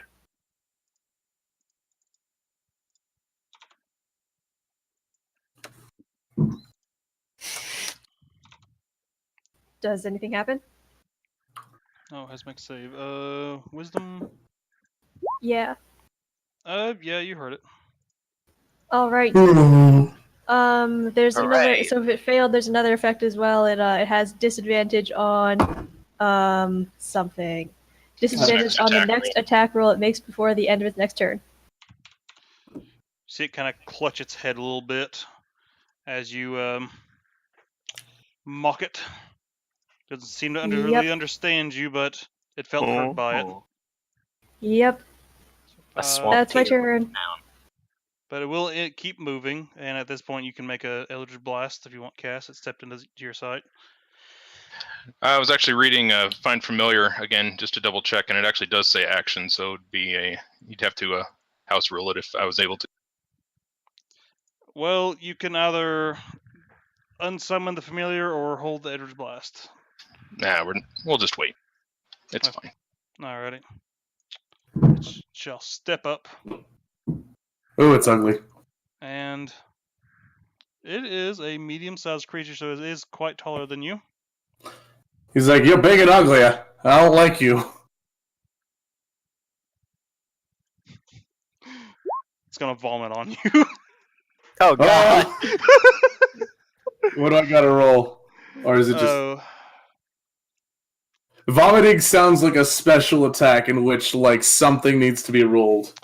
bile and mud from its stomach spray onto you.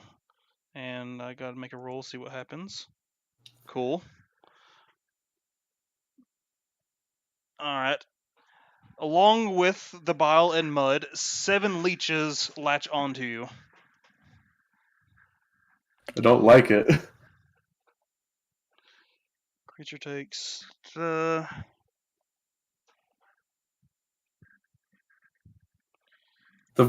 Alright, so yeah, there are just 7 Still, leeches on you. Okay. And that's what So- it did for its turn. Do I have to, like, roll... Do I have to, like, take an action to, like, remove a leech? Yeah, you can use your action to remove the leeches if you want. Okay. Cool. And the music stopped. Yeah. Alright. This thing, moving on to another turn. It shall step out of the swamp as well.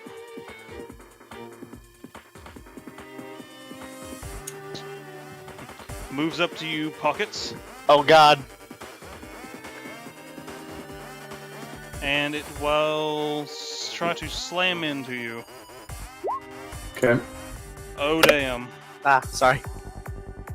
What, did he crit? Yes. Oh! He slams You just see into a backpack fly. Yeah, he slams into you for 16 damage, and Ah! you kind of fall into the fire a little bit, into the fire pit. You don't go into the fire, but Right, but it's kind of like near the edge, and I feel nice and warm. yeah. But hey, you're also close to me, which is also nice and warm. But in a different, less painful, deadly way. That's true. The way I imagine is that, like, he basically slams in, and you know, like in anime where they like knock a dude into the wall and it does that. Basically, that's what happened because of how short my dude is. All right. Seeing as you're still hidden up in that tree, the one directly below you crawls out of the swamp, takes a few steps forward, and tries to slam into Gus. Blam. I'm gonna assume that misses you. It rolled a 9. Yeah. Gus, how bad is your armor? It's pretty bad, but still.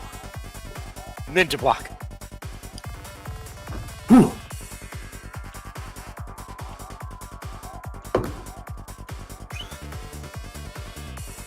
And it shall try to slam into Gus again.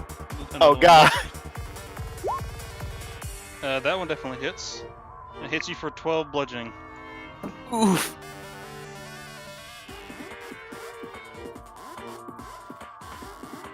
Alright.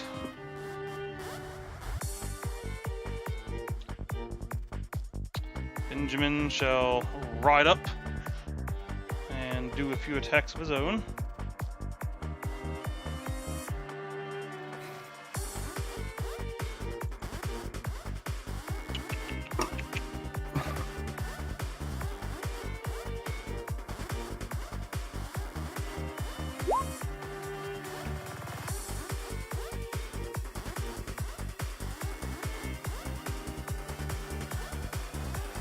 So he managed to pierce that thing pretty well.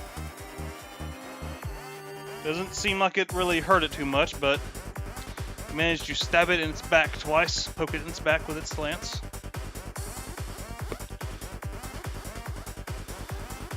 This one shall... Alright.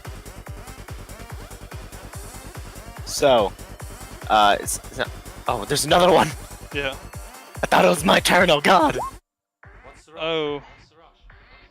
It hits you for 19 bludgeoning damage, Male. Ouch. That thing got a running start and slammed right into you. It like tackle charged you. It actually moves you back a few feet, just like it did Pockets. Knocks you back square. Except that not as, like, terrifying in that sense. You didn't get punted. Yeah, basically. You hear, like, a faint zombie whistle, and there goes your rogue. I'm not sure if Mel is here. Yeah, I'm here. God, you're not looking good, Mel. Yeah, I don't have a lot of health, you guys. Oh no. Alright, Gus. Alright. It's your go. So. Oh god. Can't really move away. Oh yeah, that's right. Scarlet was holding her action too for when Mel got hit.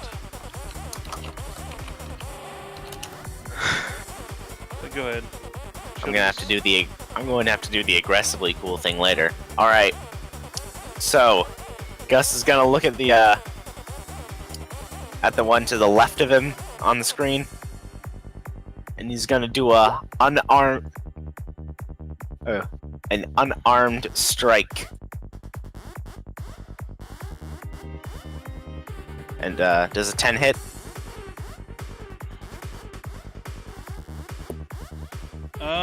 Surprisingly, it does. Ooh. Well, that's that's 6 magical damage, and I'm gonna use my extra attack for another unarmed strike. Uh-oh. Does an 8 hit? I assume it doesn't. No. Alright. I'm not gonna use my key just yet. It made a weird squishy sound, so you didn't want to hit it a second time. Eeh. Plus, I don't exactly know how much health these guys have, so I'm not sure if I want to put too much key into them. Did you hit I don't the know, one they're on the gonna right kill of our bard. Sorry, what? you? Which one did you hit? The one on the right of you? Uh, Or left, whatever. yeah, to the left. Alright, yeah, your fist basically hits into swampy mush, and you kind of slap away some mush. I need to disengage if I want to move away, right? Without taking opportunity attack, yeah. Alright, well, lucky for me, I have... Actually, that doesn't help really in this situation, so I'm just gonna wait here, I guess.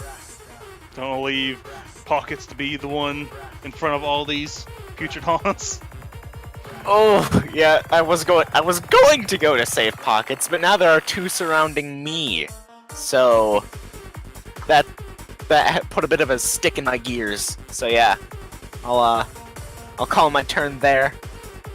Alright, during your turn, when the putrid haunt hit Mel, you've seen Scarlet cast a spell. She comes out of stealth that way. And, she seems to have severely hurt the haunt right beside that hit Mel. How nice of her. It is now afraid of her. Actually, can it be afraid? It can. It's afraid of her. Holy hell. So that means it has to move its entire move speed away from her, right? Yeah, she hit it with the Dissonant Whispers, basically. Yep, I can see it. However, I think he had already... How much did it move? Yeah, so it would have to move away that way. Alright, Pockets. It is your go.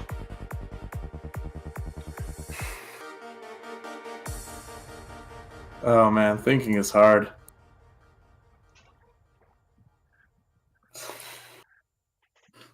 How's the thing that just screamed at Scarlet and started sprinting away looking after she cast that spell? A lot worse off than all the ones you've been hitting. Okay,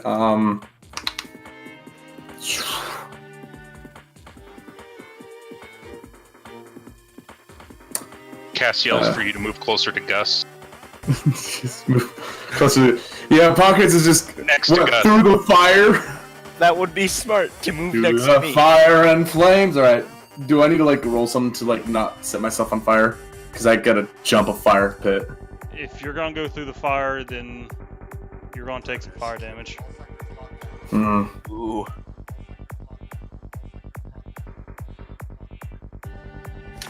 Well, wait a minute. Could I just like move, like run underneath Gus's legs and then like right next to Benji, or is he occupying that whole set of squares? Him and his horse is occupying that whole set of squares. However, Alright. you can move through teammates. To like right there. Yeah. So like, all right, let me see. Oh my god, how did they change the hotkeys? All right, well, whatever. We'll just go like so. Oh Sorry wait, about the that's ruler gonna. thing. It's Q now. Oh, it's Q. I want to use a cunning action and disengage. So disengage is a bonus.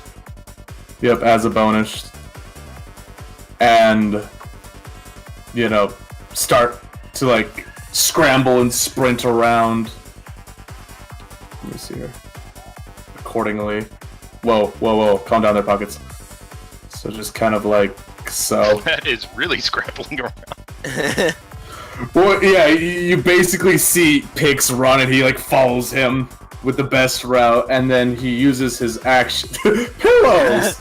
Yeah. And then he uses Their own his thing. action to remove the leeches when he gets like away from the things that are just bludgeoning the crap out of him. Alright. So like as he's scrambling, you just see like leeches flying. Roll a 1d3. 1d3. All right. I'm ripping off my skin, aren't I? You managed to pull off 2 leeches. Oh no. Okay, cool. He's just like ow ow ow ow ow ow. All right, that's my turn. Alright. Because I don't think I get an extra action as a level 6 rogue. No. Yeah. So- Okay. Would Cass be able to tell which of these 3 people that just got smacky dude looks the most smacky dude? Well, Mel probably hurts the worst, and she would definitely let you know how bad she's feeling. Alright. Yeah, because with Pockets, you see him get hit and he just scrambles like a rat. With Mel, it's just like blood. See Pockets absolutely panicking, and Gus just kinda nervously standing heroically on the front line. He's doing airboxing, like, come on, come on. I was just listening to the cats. He's like, get behind guys. He's like, okay. He just scrambles. So Cass would fly it over there on his stick, and then go a little bit higher because he's not assuming that these people don't look like they have much range. Then Cass calls out, "Lathander, please help my bird friend," and is going to healing light. Wow, you can do that! And there's Mel's response. So The best for part is 12 that you healing. did that to the beat of the music. So And so that's the basically- Yeah. So you heal Pockets up.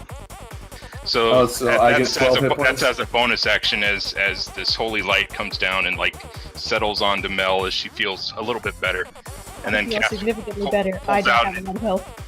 Cass pulls out a bit of iron powder and some brimstone and begins to swirl it in his hand and then throws like a baseball and kind of lands right about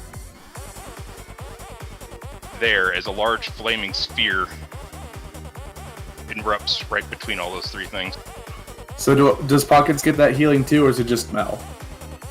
It is a 1-target heal. Okay, just double checking. Alright, I thought it was a touch, but it isn't.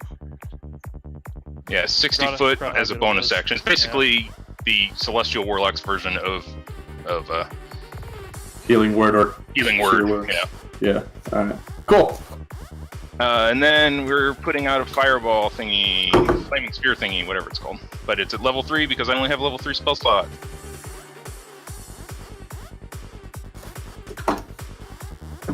Alright, I think it should queue up to cast that as level 3. I have everything just programmed Okay. to cast it at that level. So all these guys need to make a dex save or they take 17 damage from a flaming ball of fire.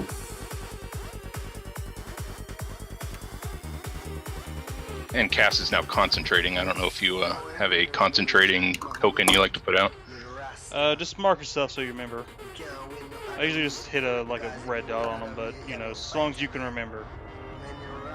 So where do you set it at? Hold on. One to the right of where you're at. Fuck. What are you, Joey? Joey? Yeah. Alright. I gave you control of it. It's right there. Alright. Shiny. Alrighty. So they all have to make dex saves.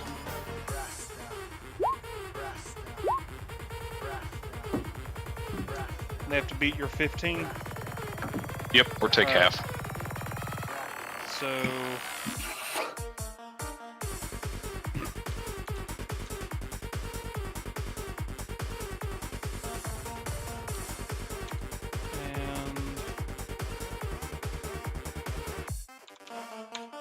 Alright, that looks like it actually hurt them.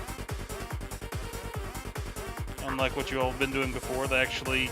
Seems like regular weapons don't work. Yeah, they actually reacted to the pain. I recommend you don't stand next to that. So fire hurts him, eh? Well, it's more like everything you've been doing up until now hasn't really hurt them. Ah.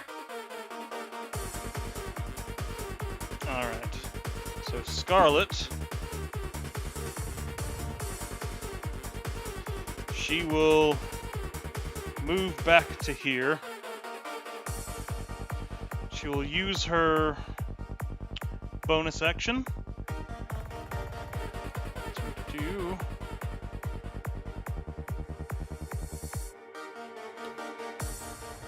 She can target all of you with it. She'll use her Mental of Inspiration. Wow.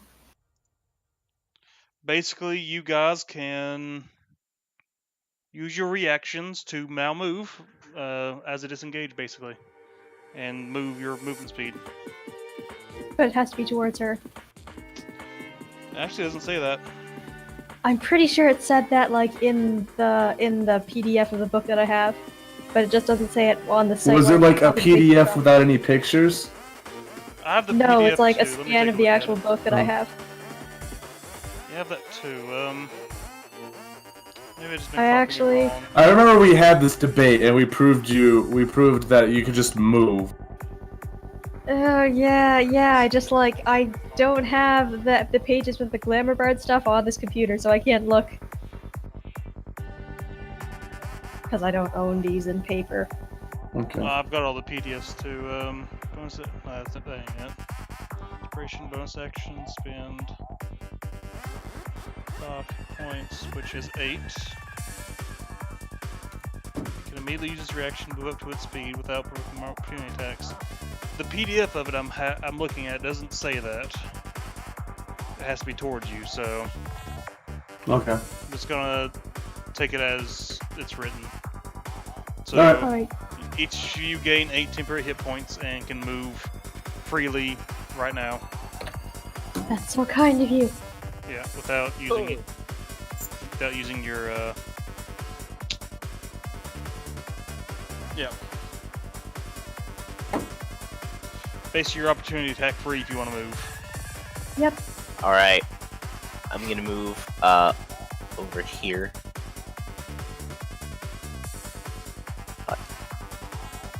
Yeah, it's right Oh, here. is your turn over? Can I do stuff?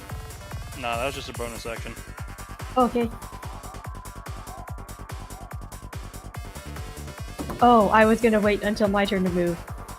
Yeah. I mean, you can move as you with your reaction right now. Alright.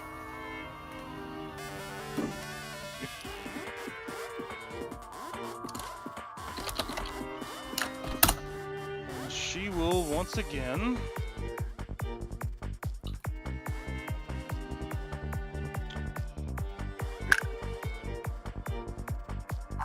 Oh no, she will just cast that. She'll move over here actually. And cure wounds on pockets.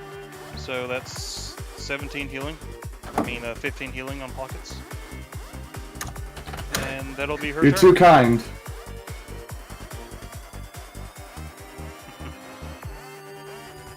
Can't let my fans die on me now. How else will they tell of my tales? Ooh. But Mel, it's your go now. All right. But each you did gain eight temporary hit points, so.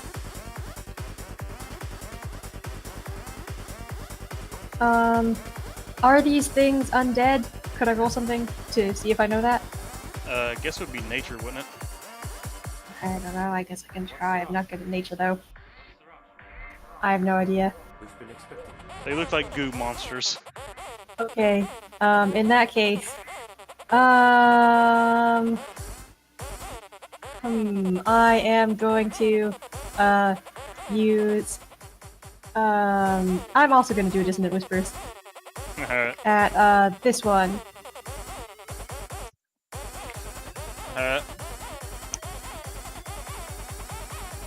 Let me just look at my spell slots. It's been a while since I've cast this. Second level. And I like sing basically an excerpt of what the Songstress was trying to play when she said only once. And it's so dissonant, it hurts this creature. You can see Cass is holding his ears again too. And as a bonus action, I will I'll give Bardic Inspiration to Cass. You're doing great, buddy. So now you have a let's see, what level am I again? Are you Oh man, 6 or an 8 right now? I'm level 5, so it's still so it's D8, yeah. So you have one D8 to use. All right.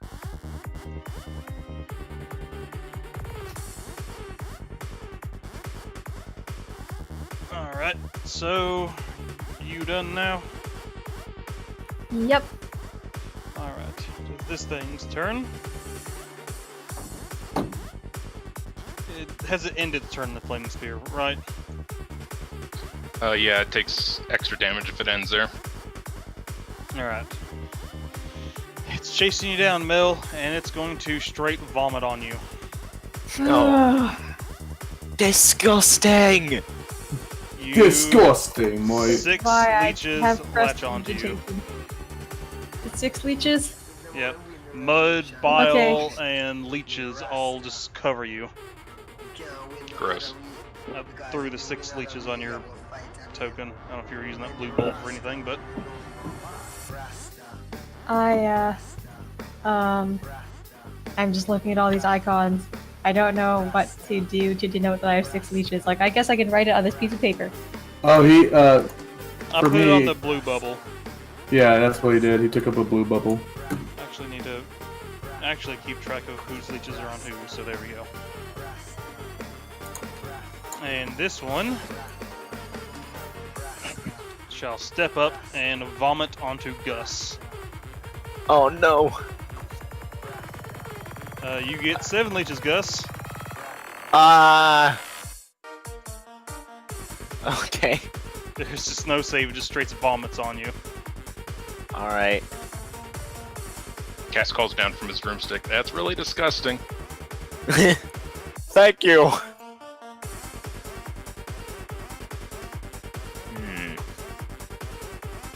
I thought that might be a problem. Luckily, good old Mr. Thoughts here has a plan. Thoughts? Yeah. With the UGH. Okay. Yeah. Mm-hmm, sure. Actually, The thinking kind. what it'll do is it'll move up over here, and it'll retreat into the swamp. Ooh. But at the start of its turn, you take 5 damage, Pockets. Which I think, you have that in... Mm-hmm. In the Yeah. blue? Yeah. So you take how many damages of leeches you have. Okay, at the start of my turn? No, during its turn. Okay, so should I subtract it right now from my temporary? Yeah. Alright. I'm not sure where you got that wrote at, but... I just have it on my character sheet, so. No, alrighty. Next up, this. It's actually doing pretty well. It'll step up and and try and slam into Benjamin's horse. I feel like it's not going to go very well for this creature.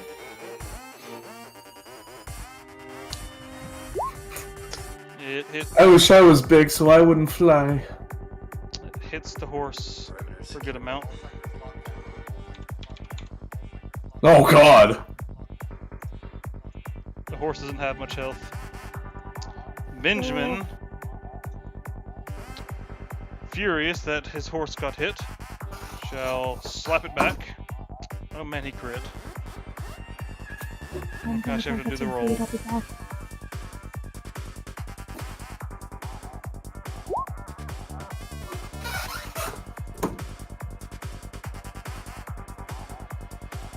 And he does another attack.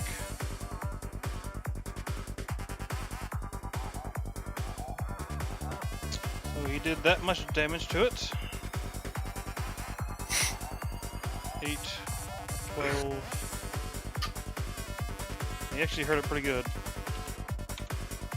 With a weapon that's not very effective against it. This thing is now not as hurt as the... No, it's still the most hurt one. No, Benjamin wrecked the other one.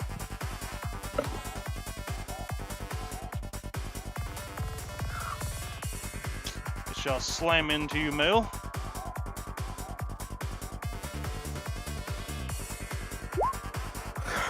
These things are rolling pretty well. It hits you for 15, Male. Bludgeoning. And Gus, it is your go. Okay, so Gus is extremely offended that this thing would vomit on his beloved shirt. And apron. So I'm gonna aura this guy essentially. Exactly. So that's my first unarmed strike. Alrighty. It's on the one that vomited onto me. If I didn't make that expressly clear. Alright, is it magical or is it just bludgeoning? It's magical. Are your fists magical? My fists are magical. Yes. Oh, alrighty. It's His a hands weird. are magic. It's a weird monk thing. So yeah. Alright. Then here's my extra attack. Oh, that's a natural one. Yeah, why don't you roll me a Hey, broke your D100 there? hand! Yeah, just roll me a D100 and see what happens. Oh no. Let's see what happens. We might have a new Gren in the. Ooh. What happens to me? What's the rush? What's the rush? We've been expecting.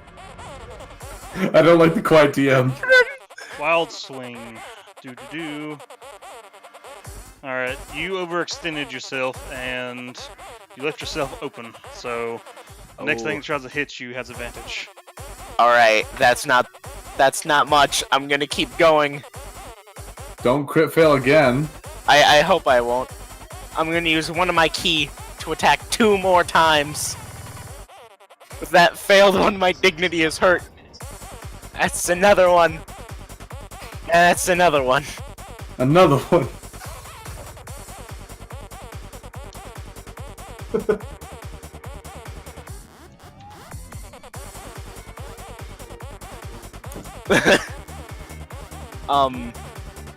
Does the key actually give you 2 more tracks?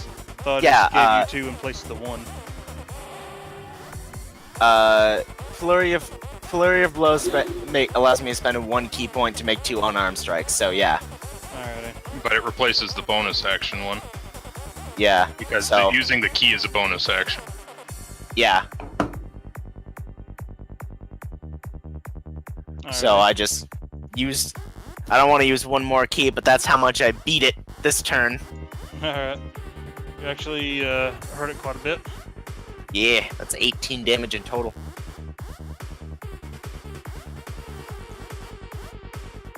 Alrighty, pockets. Which one out of the monsters looks the strongest?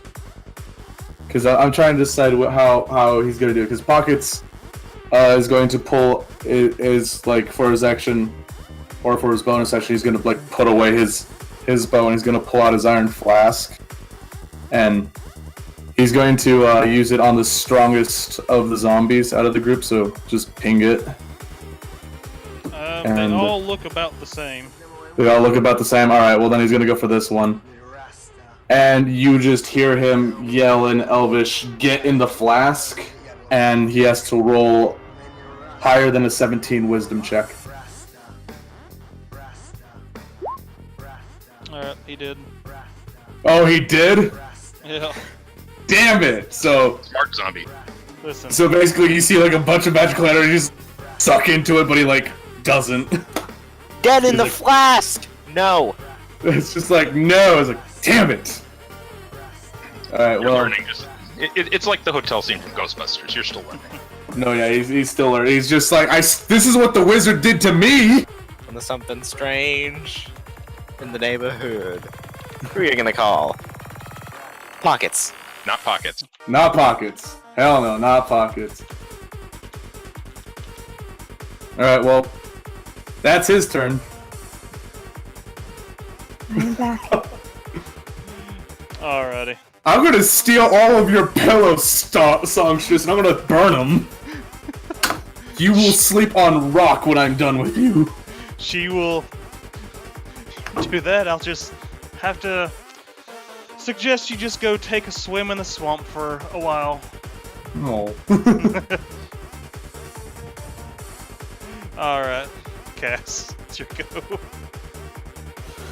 I was like, oh yeah, that's a high DC. Sure, why not? Bonus action, boom, hit those guys with the fireball. Alright, so you hit the one guy.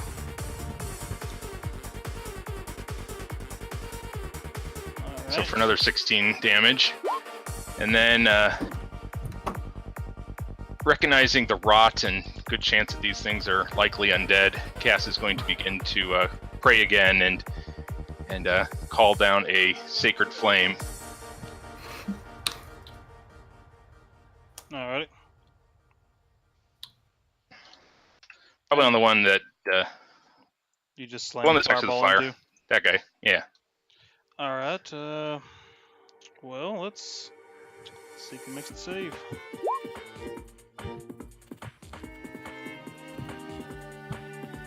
He rolled a 15, so let's see. Believe that means he makes it? Yeah, meet or exceed. Alright. Does it So- make a difference that I have a wand of the War Mage? It is a bit odd that you're adding your dex to that damage, but That's part of Celestial Warlock. You get it at level 3. oh no, that's never mind. I'm looking at its rolls. It has a -1 to dex. Alrighty, yeah. So it does. No, I was looking at something different. I was looking at like the ability as the damage. Like that doesn't make sense. Yeah, anything with Radiant or Fire I could add Charisma to. Yeah, and I was looking at the creature's dex ability check, and it said -1 dex. And I was like, why are you adding dex to Radiant Fire's damage? Wait, this No. isn't Radiant Fire. Alright, so you miss with a Sacred Flame, but it does not look good at all. You see chunks of it falling off, and what swamp is on it is on fire and boiling. So it does not look like it's doing too well at all. Yep, that's Cass's turn. He's gonna keep floating there. Alrighty. And Scarlet. On her turn, she shall...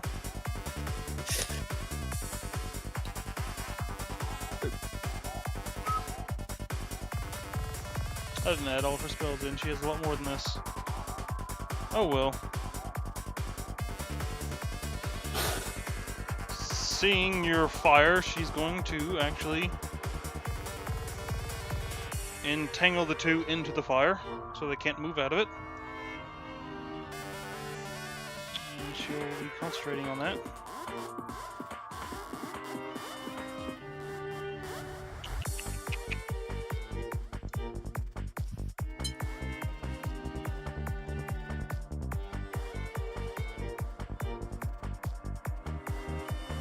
Oh, I don't even want to roll their dex saves. I don't think they're going to make it. No. So they are now entangled.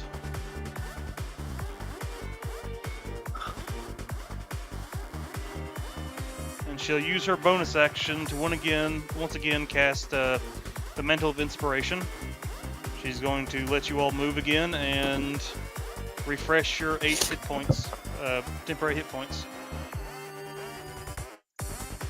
So that means it heals any of the 8 hit points that we lost. It doesn't give us 8 more, correct? Yeah, just it sets it back to 8. Alright. Gus actually isn't going to move. He wants to kill this thing. Alright. Yeah, If he wants to move, can. Actually, yeah, Fox is gonna go over here. Alright. What's the rush? What's the rush? Mel, it is your go.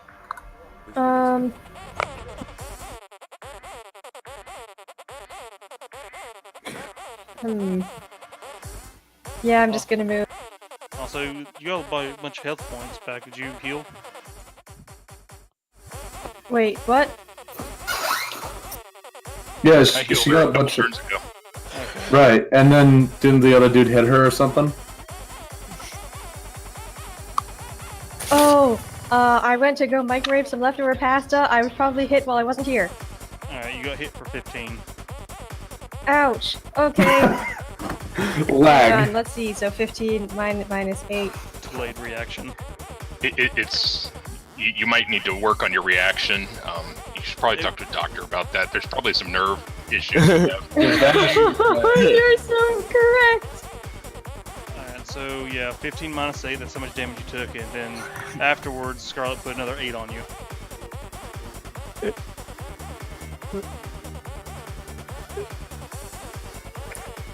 Alright, so it's your go, Mel. Alright. I'm gonna move back here, and I'm Your going to use another Dissonant Whispers on this one.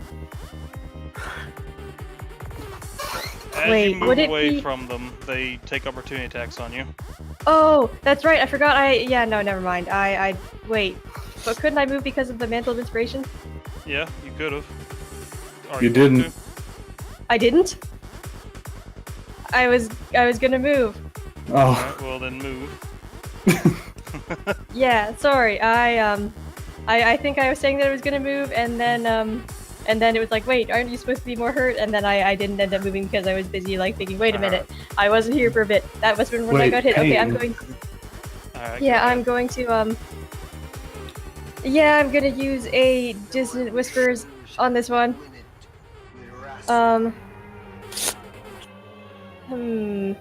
I've got 6 leeches on me though. That's like 6 hit points of attack, right? You got 6 leeches on you, yeah, but it doesn't hurt you quite yet. It does it on Okay. its turn. Could I do anything about it as a bonus action, or would it have to be a regular action? It would take a regular action to try to get rid of leeches off of you or another.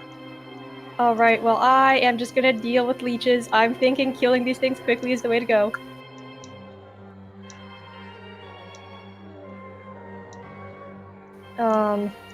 Man, what level should I cast this at? I'll do, a 3rd level.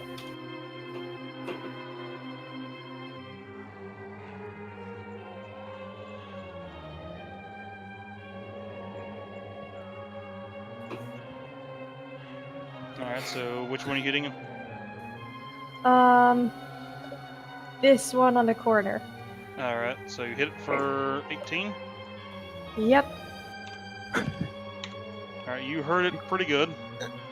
And it has to move away now, so.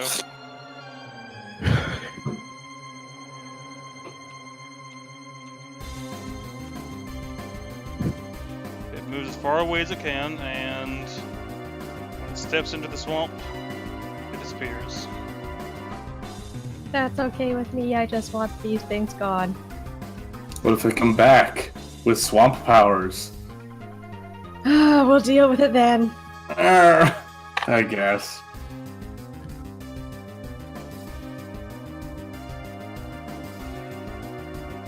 I don't like that. That's a lot of movement speed. I don't like it. Alright, so you done? Oh yeah, that's my turn. I think I'm gonna hang on to my bardic inspiration for now. Alright, so being its turn, you take 6 damage. It actually looks like it gets a little bit more healthier when you take that damage. Oh. Big surprise. Oh. Oh, now I know why those leeches are there. Alright, it is going to run into the swamp. Move over here God. to the swamp.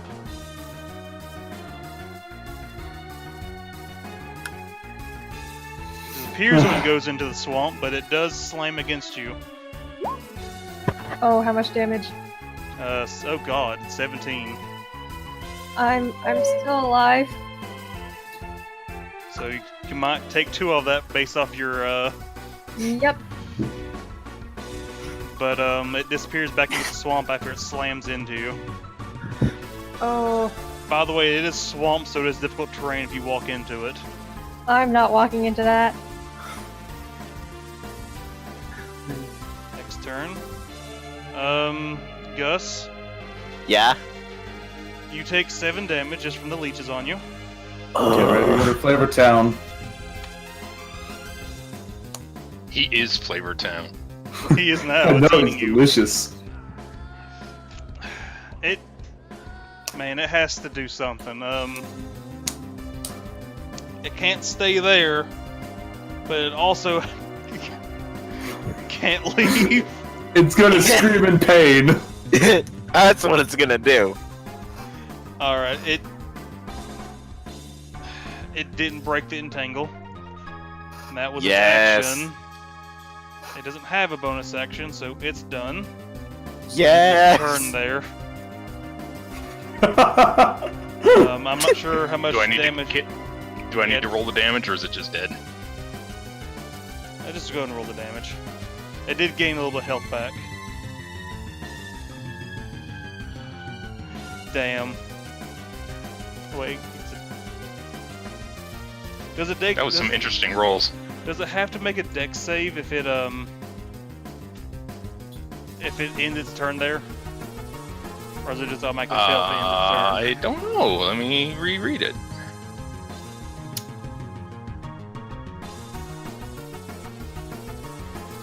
If it ends its turn there, does it take the full damage? The creature takes 2d6 damage on a failed save, or half as much on a failed save. Any creature that ends its turn within 5 feet of the sphere must make a dex save. So yeah, it still makes a dex save. Alright, it meets the save. Just the same, it wouldn't have killed it full damage. But it looks about where it was before this turn.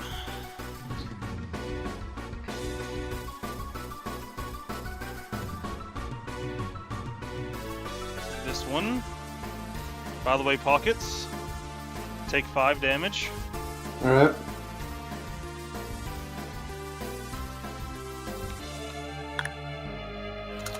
Back where I started with my temporary hit points.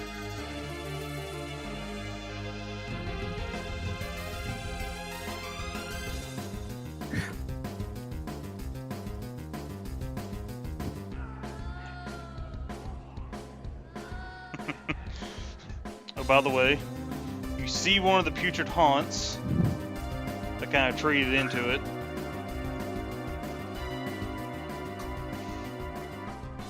Basically, scoots across here, dives back into the swamp.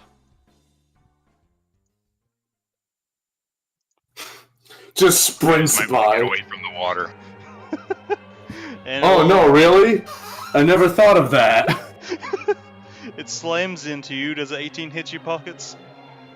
Yes, it does. It hits you for 19. Nice. Let's see your minus. Yeah, these things' biggest threat is them being in the water. Of course it is. This Of course one, it is. It doesn't break its entangle either. So it gets to sit there in the swamp. I mean, in the fire.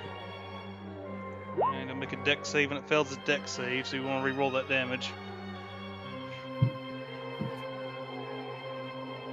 Just roll 3d6 plus 4.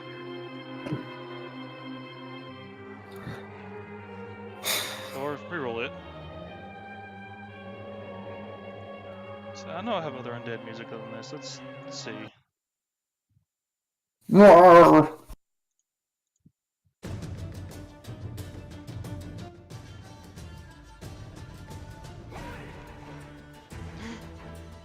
Alright, I don't remember adding this, but it works. Let's do it.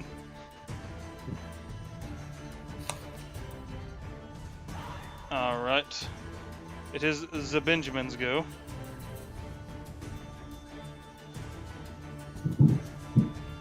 God, I'm gonna have to pull him up every time, aren't I? Just throw him on mother's screen. Just keep him there. Lance. Keep him there for safekeeping. He hits both times. He hits for quite a bit both times. Ah, shit. I keep on forgetting to use my canny dog. Oh, next time. That one is the dead. And he throws his second attack on this one. Aww. Oh wait, I didn't see him, so it doesn't matter. And that one is dead too. Well, actually, re-roll your flaming sphere damage. Because it ended its turn there. Alright, you put it at like 2 health and then Benjamin ends it. So those two are dead.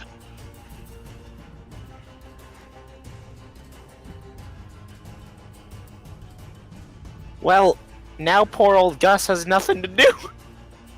I Maybe guess pick he, up pockets and don't It's like maybe not go your and turn. help Mel. Do you have any healing abilities at all? Your turn.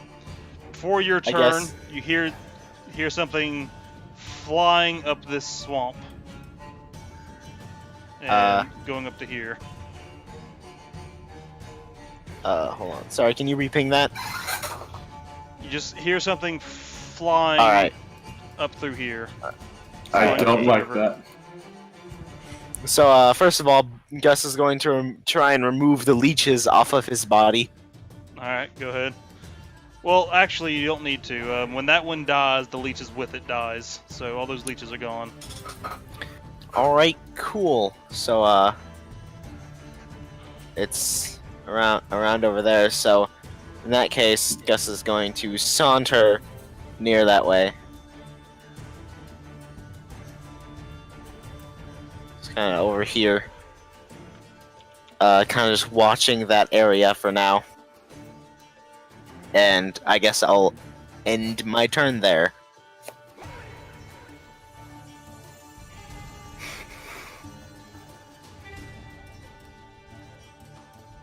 I just kind of want to beat up that one, but now I can't do that. Pockets. That's my only goal. Things are slamming into the back of you from the swamp. Yeah, so You know it's Cunning right axe. behind you. yeah. Cunning action. Gonna disengage as a bonus action.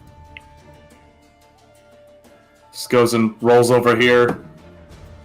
And then you just see him curse in deep speech while shaking the stupid flask.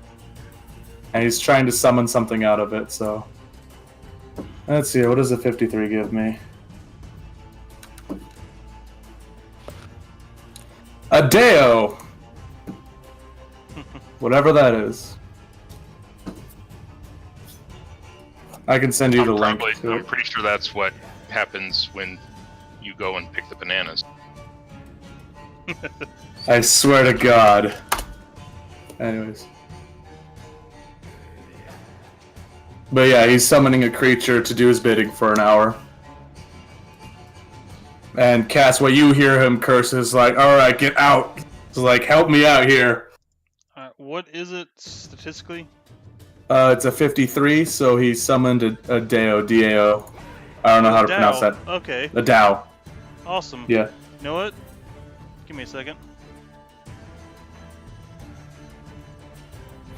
What does a Dow fucking look like? Let me It Google actually this. looks pretty good. I'm googling it. Oh, okay. I get it. Nice. Wrong map. Wrong map. Just see this pound of flesh get burped out by the flask. Right about here.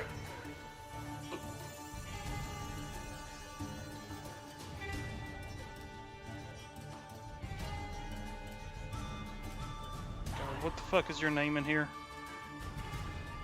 Key? My name? Yeah. Muds.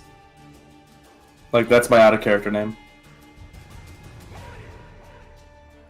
Alright, in the Roll20, can you put your character names behind your player names? It would help me out greatly. Done. Yeah, totally. I'll do that right now. There's your Dow. It's right beside you. Yay. I already have it pre-made. I love those fucking things. They are fantastic. Alright, is there a character sheet for it? I didn't make one, but Alright, I'll look it up. I think I have it wrote down here somewhere.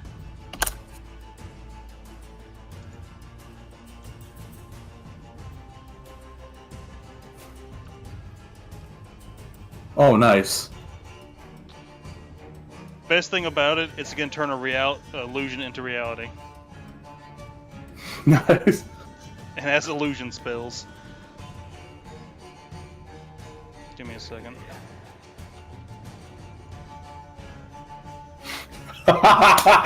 Yes.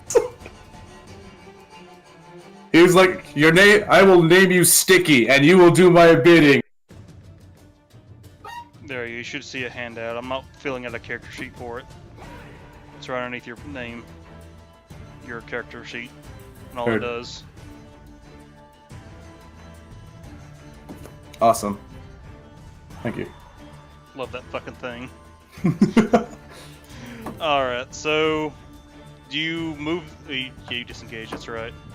Yeah, he disengaged to summon the Dow. Does the Dow like start next round on my same initiative? Yeah, I'll start next round. Cool. All right. Now I'll just be reading this then. Cass, it is your go. And we don't really have any idea where anything's at, right? You know they're right here slamming into the back of them. So they're in this part of the river. So could I move my sphere there without killing everybody? I think it only does damage if I hit them with it. If you hit them with it, or they end their turn there, so does it have enough movement speed? 25. There you go. Let's see, is it 30 or 60 feet that I can move it? I believe it's not much. I believe it's 30. It's a flaming sphere. I'm just gonna leave it there until Mel, she needs to move. Wow. Would I not be hit by this thing? Only if you end your turn there, but I assume I hit... Did I hit one of them with it as it was going over there? You did not. Okay. Well, Cass is just going to ready a... Oops. Ready a Sacred Flame for when you see something pop out that he could actually do something to. Alrighty.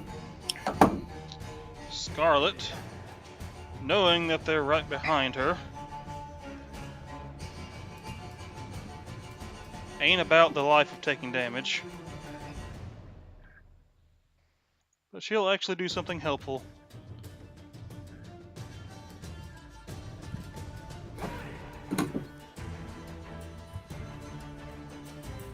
So she'll hit both of those things. And they need to make a... X. Yep. God, Dex is their worst one, and she beat her save, so I doubt this is going to happen.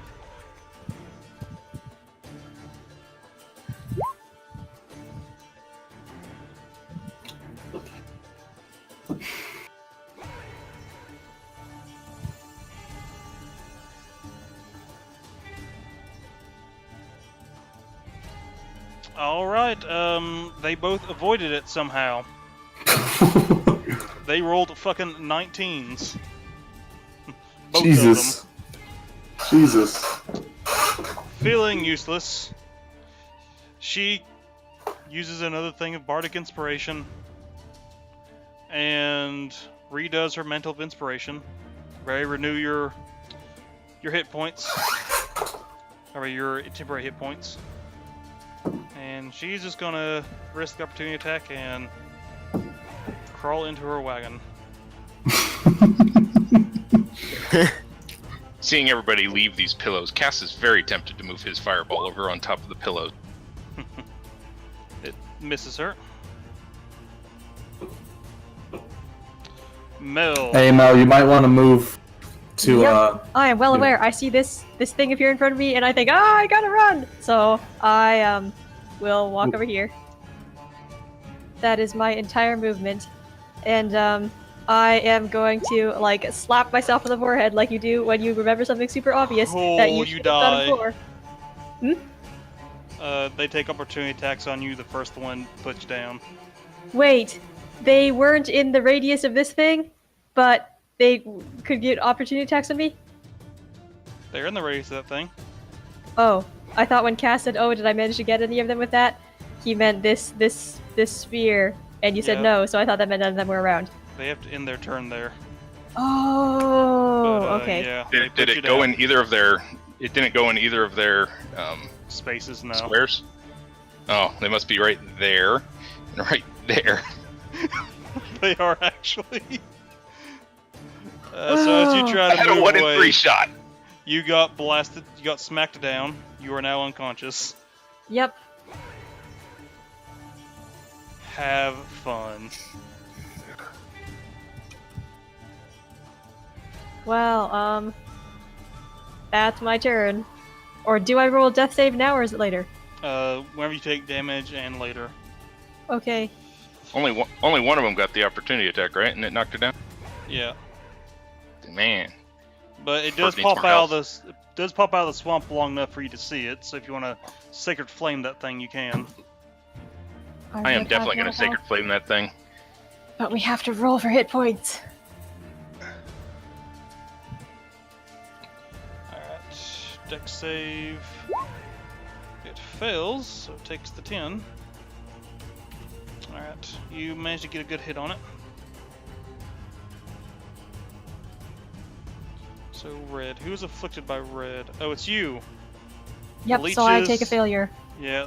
The leeches start to eat your face. Oh no. Oh no.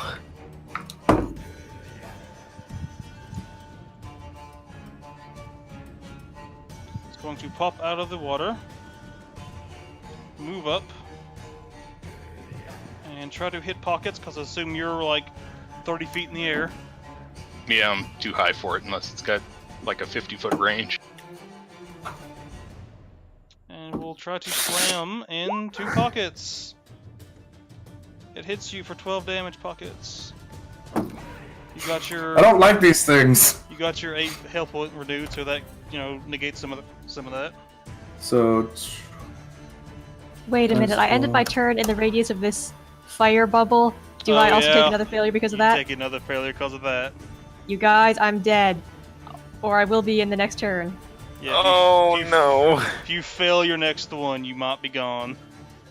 Yeah, if I, Okay, I gotta say, I've never actually rolled 2 failure death saves before. If the next one is a success, am I still dead? Because I thought it was best 2 out of 3. no, you need 3 and 3, right? Oh, okay. The thing Or if you is, get a heal in between. Yeah, if you get a heal in between, but the thing is, at the end of your turn, sitting there, even if you succeed, you'll get a fail because the flaming sphere. Someone's gotta pick me up and carry me. Basically. If I permadie, I don't think I'm gonna make another character, to be perfectly honest. Alrighty. That one is dead. That one.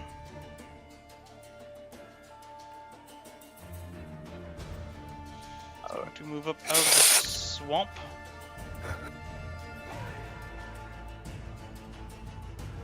Wait. Wrong thing. Wrong thing. There we go. And is going to try to hit Benjamin. Sorry, he's got a leeches on pockets. Oh, by the way, pockets. Mm-hmm. 5 health. Alright. It's not looking good for Pockets. He's coughing up purple blood.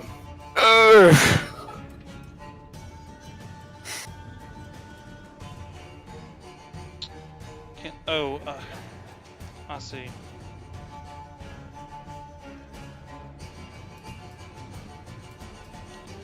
It will actually miss Benjamin because Benjamin has the armor of a god. That one is dead. So does Benjamin's go. He will slap at that on his horse. Sees it's not that strong. Smack. Smack. Still standing, shall do it again. Smack. Smack. He Oh killed it. god. Benjamin has killed 3 of these things, he's not even playing. No. He keeps getting the last hits. You all are putting these things down to nothing. They're living basically off their leech health. Oh god. And this next one.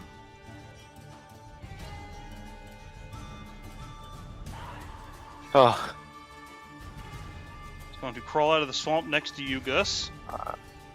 And it will vomit on you. Oh. Because it hasn't done that yet. Okay. How many do I have? How many? Only 5. Okay, only 5.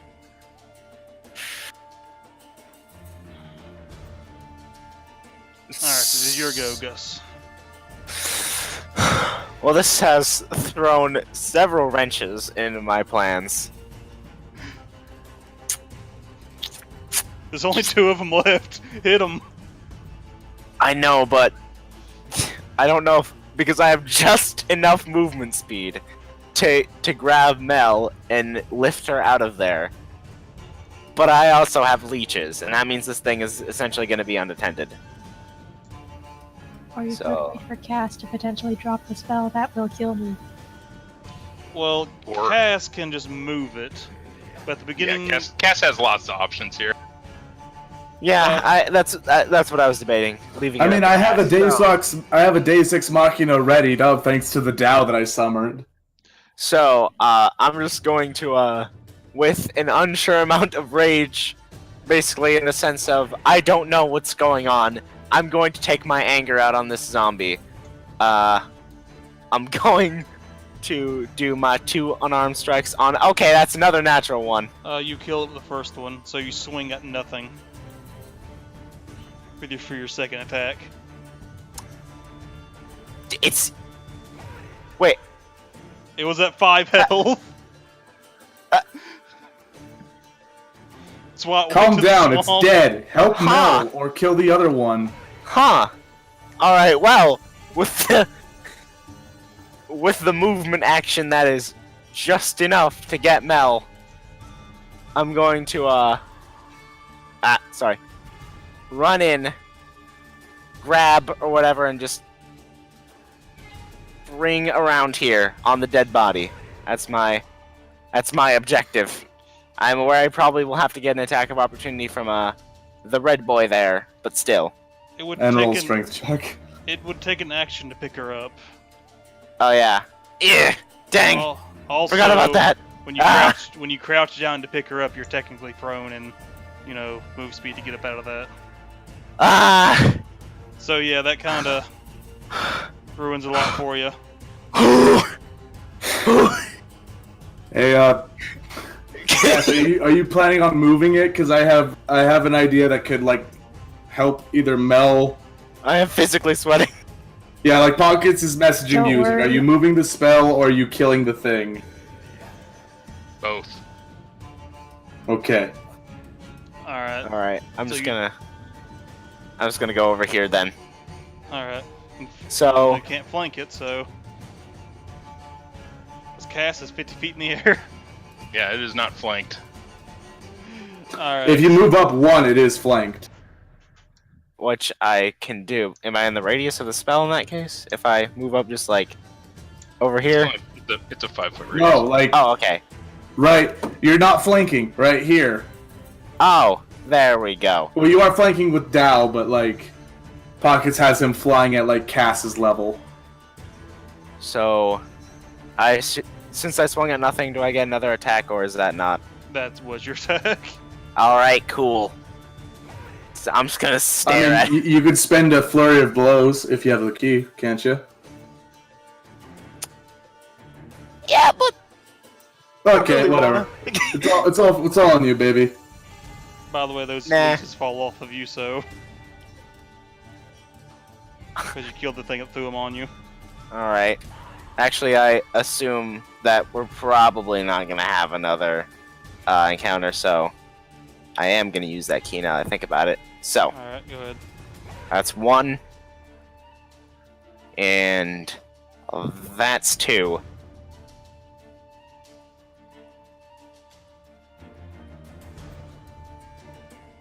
And that will fully end my turn. How's it looking? Like this thing hasn't been hurt a whole lot. Alright, cool. Like this is the one you've been avoiding to hit the others. Cass, it's your go. I thought it was my turn. Oh, Pockets should be. Oh yeah, it's Pockets to go. alright. Pockets is like Cass, like move. Pockets is gonna have the Dow do 2 things. He's gonna have the Dow. Let me see here. Where's that stupid spell that I read earlier? Program delusion. Can the Dow turn the into like a cockroach, like illusion wise, and then touch it to like make it a cockroach physically, so that we could just squish it, like using its abilities? Or am I like looking into this wrong?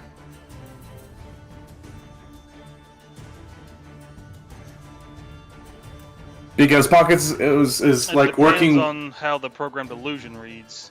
Does it All actually right. turn the creature into that? Because it'd be a polymorph, wouldn't it? Well, no, it's like you create an illusion of some visible phenomenon, and then with his so like with his tangible illusion, so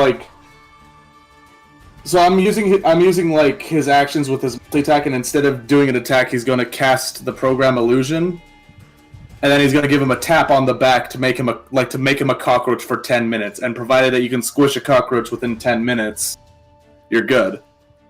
You can, but the tangible illusion will take an action though. Right. So does the multi-attack count as 2 actions or just 1? That's what I'm trying to figure It out. does it just like the extra attack of players. That you have to do both of them at the same Okay. time. Okay, cool. That's what I'm trying to figure out. All right. Because the program delusion takes an action and the tangible illusion takes an action. So you have to do it next turn. Right. Well then.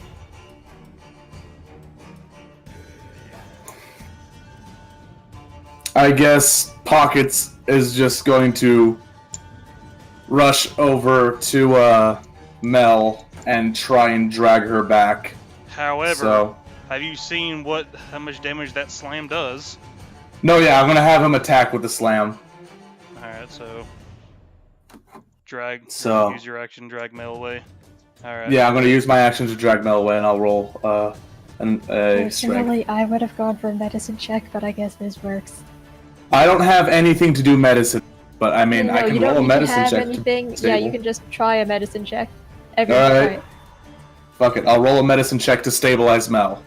I mean, sorry, I feel like this is metagaming. You don't have to do that if you wouldn't have done it in character. Well, okay, so Pockets, like, all metagaming aside, Pockets is a creature of intellect. So he would, if he knew that that it would be easier for him to stabilize someone rather than drag them out, he would do that. So, Well, I mean, you know that Cass is in control of this spell, and Cass will have an opportunity to move it before I get hurt by it again. Yeah, you can just yell at Cass and say, "Hey, is it Alright, gonna move fine. this thing?" Cass understands.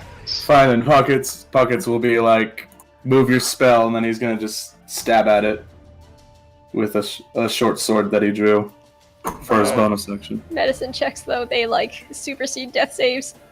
Okay, you know what? Screw you and your medicine check. I understand. By the way, Murdo, you could save me, or you could just kill it. Sorry. Or, oh, wait a minute, Murdo. I'm the same person saying that Cass can move things. So. Guys, just play your Sorry. character. But you'll get your sneak. No, yeah, because the Dow. You actually get flanking too because you're Dow. Okay. Yeah, and so I'm gonna just roll my sneak attack real quick. If it'll let me. That is both a natural 20 and a natural 1. It is impressive. That is Pockets in a nutshell. Like, I built him rather decently, but boy does he suck. And it's not letting me roll my sneak attack. I don't know why. Let me close it. It's just what, a 3d6 at this level? It's 3d6 plus... I think is it just d6 flat, or is it added to my dex? I believe it's flat. Okay, so yeah, then it's just 3d6. I'll roll it.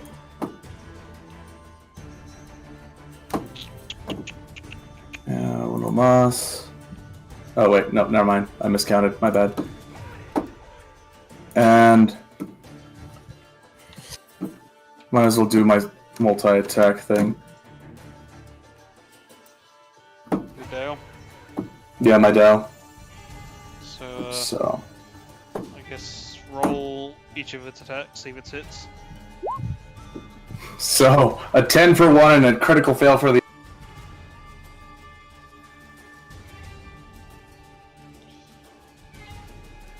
Well, yeah, so it misses. Actually falls to the ground by slamming into it and falling off of it. Okay. Falls What to the about ground with a sludge puddle. Oh, the 10, yeah, that hits it. So Okay. do the damage. So. Alright, so that is so for the damage itself, that's +3. That's 6. Bludgeoning. It's another. And then here comes the necrotic. 1, 2, 3.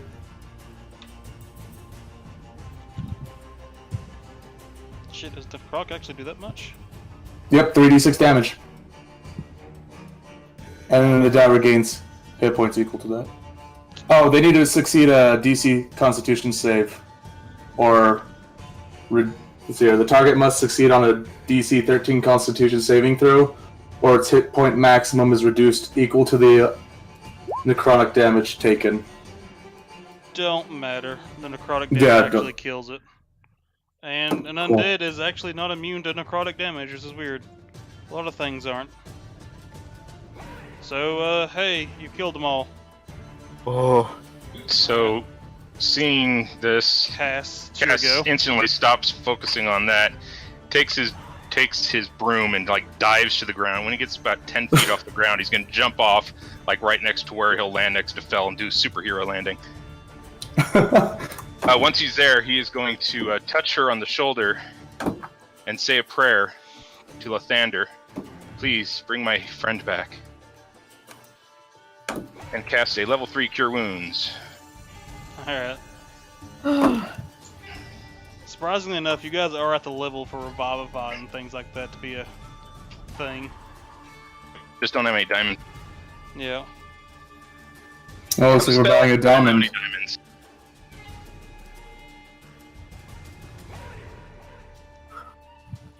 Oh my god. Hold I on, don't think I'm going to be able to survive much longer, just to be perfectly honest with you guys. I've come so close to death in like every combat encounter since the very beginning. You'll be fine. Lathander will protect you. You'll be Hold on, okay. I think this is warranted. Fuck you! Oh my god! I think that's warranted. I God damn it! never use it, but this time it's like Jesus. Jesus. Well,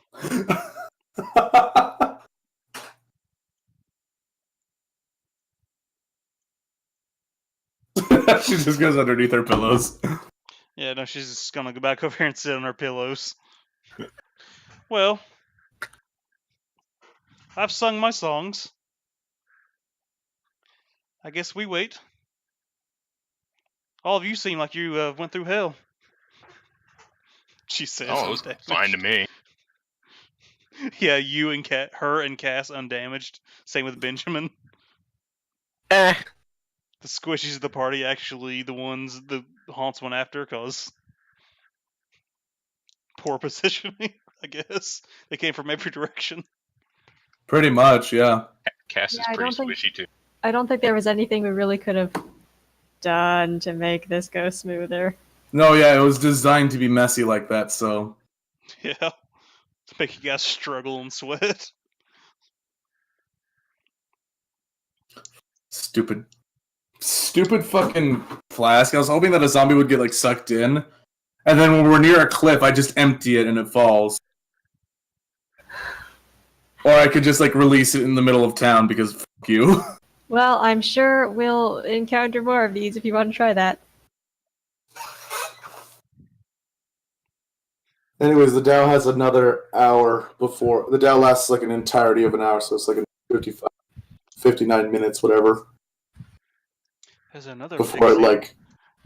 Yeah. There's another pixie that likes to hang out with the Dow that has hallucinatory terrain. Let's make this hallucinatory terrain real. Pretty. Yeah, let's do that. That's Is there actually. anything interesting on any of these bodies? Oh, let's take a look, see what they might have. I'll roll an investigation for gold or valuables on the corpses.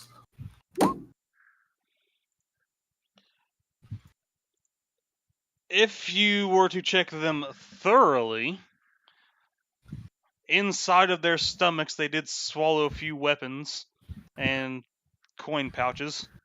Yeah, Pockets does check them thoroughly. He's not above cracking open ribs to find something. Gus goes specifically to the one that vomited on him first. While they're all messing around, Cass is going to be focusing on trying to detect any magic that's coming from any of these. Just like make an illusionary script. Just make an illusionary version of Scarlet's sister and have her make it real. Would that work? Or that would just make the triplets? I mean, it would work for a while, but I mean, it wouldn't. I don't think it would be intelligent enough to understand what's happening. 10-minute triplet, here we go. Unfortunately, I've never seen her. We can make triplets easily. I mean, I could cast a minor illusion of what the other sister looked like, if that would, like, show you guys what. Yeah, but it would only make, like, an empty slate. It's kind of like that Futurama episode where, like, Fry downloads a famous celebrity. Yeah. Oh, that one. That's actually what I was kind of thinking. But yeah, Scarlet will go back to her pillows, and she'll actually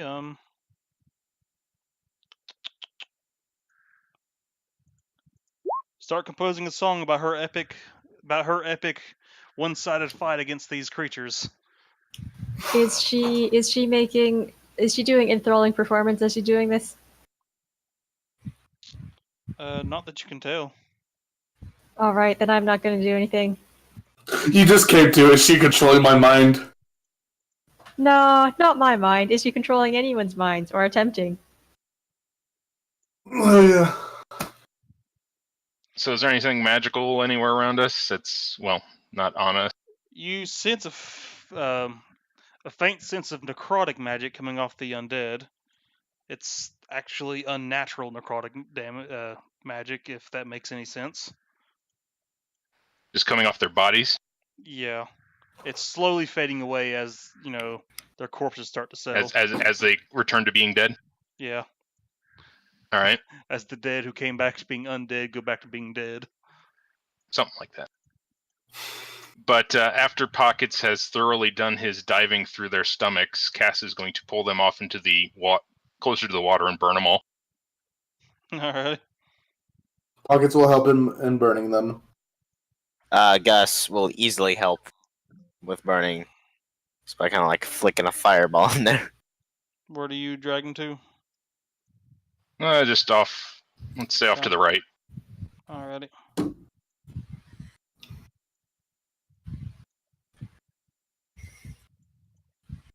And you're just gonna light each one of them a flame, and then just for the hell of it, also light them with holy flame. Alright. They won't be coming back now. Hooray! I need a beer. Cass sits and he starts to chill. So, out of all the stomachs and gross stuff that Pocket went through swimming in guts, what do you find?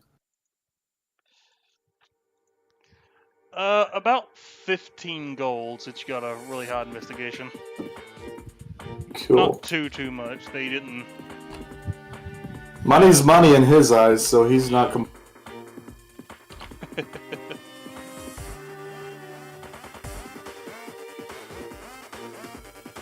Alright, and now nighttime is rolling upon you all. Jesus. I'm gonna cast a tiny hut.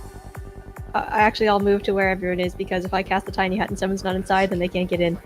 Alright, you still have another third spell slot? Oh, I can cast it as a ritual, so it doesn't It's use a ritual. spell slot. Oh, yeah, that's right.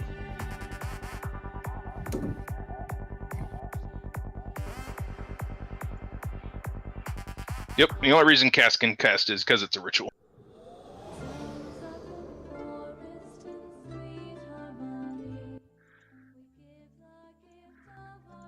That's nice. Yeah. Scarlet will start just singing a song as you guys prepare for the night. Is she using enthralling performance? Do I have to roll another arcana for this?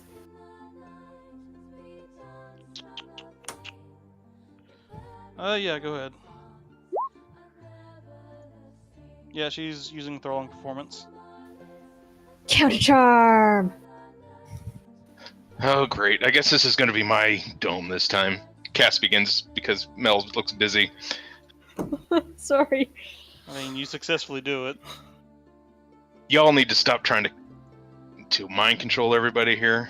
We're trying to work together. I'm not trying to mind control anybody.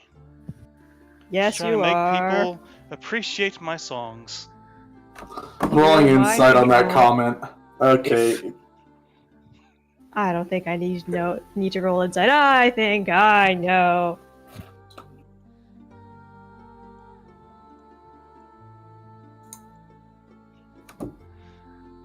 You're not sure whether or not she was lying or telling the truth. Yay. She didn't beat you by a whole lot, so you're uncertain. Yeah, it's just kind of like an underhanded comment, so that's how he's gonna take it. Yeah.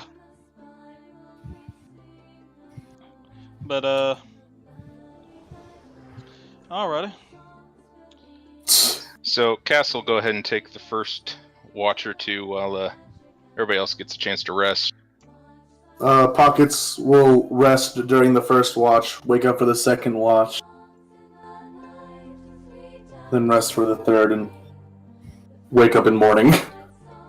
Because he's tired. Yeah, you all are thrashed. I probably should roll a hit dice, shouldn't I? You probably could if by the end of the first watch would be over an hour. I did some rolls. During each of your watches, nothing really eventful happens, so you get to... Yep. Long rest. Woohoo! Hey, 3 health back during the quick nap that he did before his shift. But you finish a long rest, so it doesn't matter too much. Okay. Through the night, he'll go back to his tent. Benjamin's gonna be happy to know his horse almost died.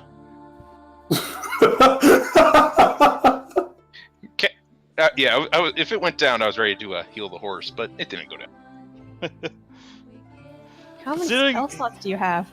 Oh yeah, there's for a healing? horse. The celestial light I can do 7 times for a d6. Wow, that's amazing! Yeah, it's Yeah. 7 times, and he can also use multiple during each cast. So Yeah, I could use up to 4 at once, but I can do it 7 times, or however you want to split that. basically, he has Wow. 7d6s to throw as a bonus action whenever he wants to. It's pretty nice. The Dream Druid gets something just like it too. Love the Dream Druid. But having a recent love for the Druids and just how much control and utility they have, been loving them lately. Yeah, I can kind of tell. All right. Have a nature-themed thrashing. No, because they just take 1 point into monk, and they don't need armor, and they have more armor than some tanks. Just because Pretty much, yeah. Just because of how good that is for them. Because I don't like Archdruid for monks. I mean, it's got its uses, but yeah. Either way, yeah, the night passes by. Your Dow only lasts for a few hours.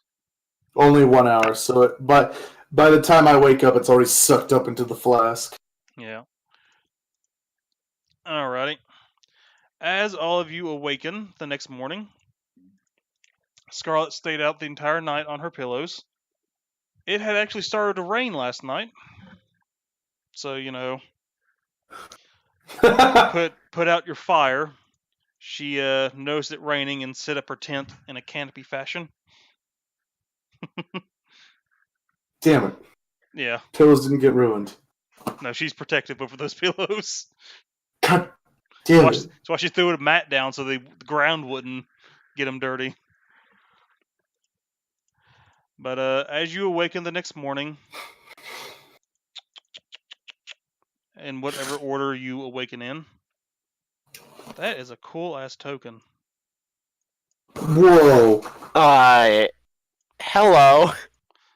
I just looked off from the side of my screen and saw that in the spheres, and I was like, oh wow, that looks cool as hell. Must have. Oh, now it's gone. Yeah, go pull up my. Oh, it's in my library. That's right.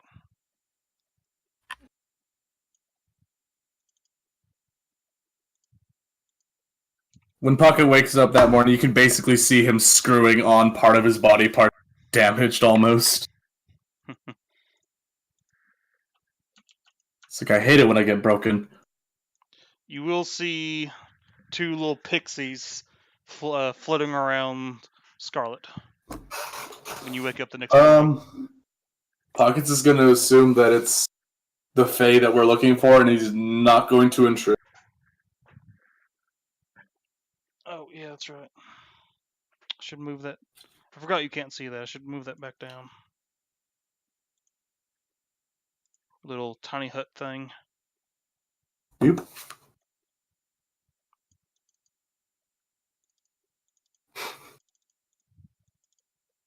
I believe Mel actually has control over it, so she can set it wherever she wants. Probably. But Yeah. Sorry, I just don't draw it in. Should I do that? it's not really too important.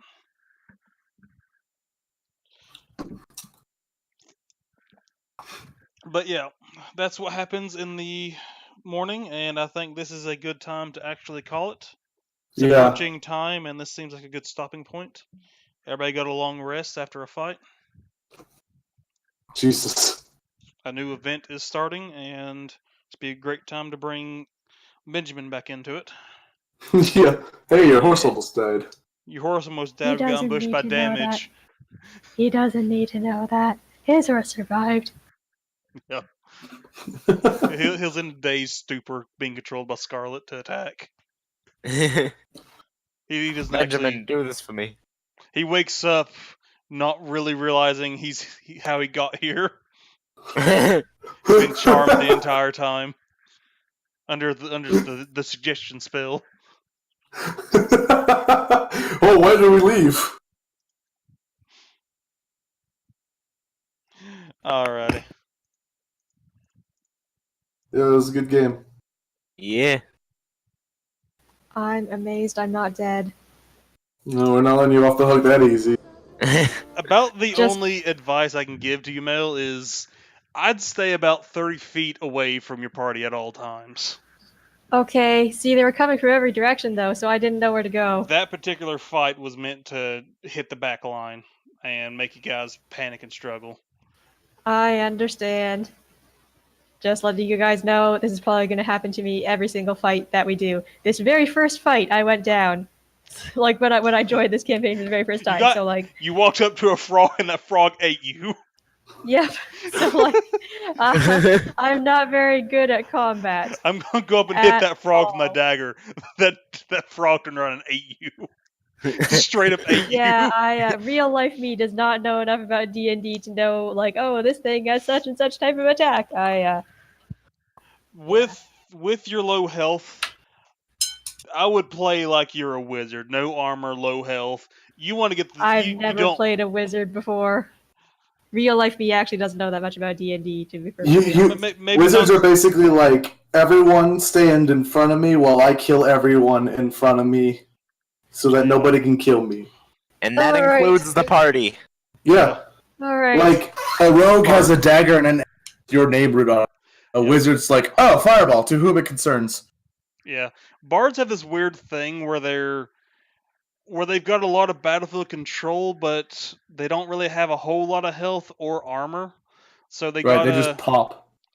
kind of play weirdly, rather than the classes like a monk just wants to zip around the back line or zip around the fight and hit the weakies. And the bard is weird to play. It is fun. At It's the my time I favorite made class. this character, I'd only ever played as a bard. Like I'd never played as anything else. However, So I guess I didn't notice it. Yeah, however, at this point in the game, you're all level 6, and Wait, we're level 6? yeah, I'm level 5. Mel, Did I miss the memo of leveling up? probably. I made like 3 announcements of it. Wait a minute. I'm pretty sure I rolled for hip. Wait a minute. When was this? Let me scroll up. It's a while back, like 2 sessions ago, I believe. It was before I joined, because I I think joined level at 6 is also something pretty significant. Level up to 6, August 18th. Oh, that's right. I did No. level up. Yeah, you did counter charm. That's a level 6 kind of thing. Yes. Yeah, so I guess I just... Oh, man, I don't remember what I rolled for hit You points. should but I probably- Must... You also get another cantrip, if so. Oh no, wait, no, I do? never mind. You don't. You don't. Yeah, I'm no, just no, looking I at the don't. spells.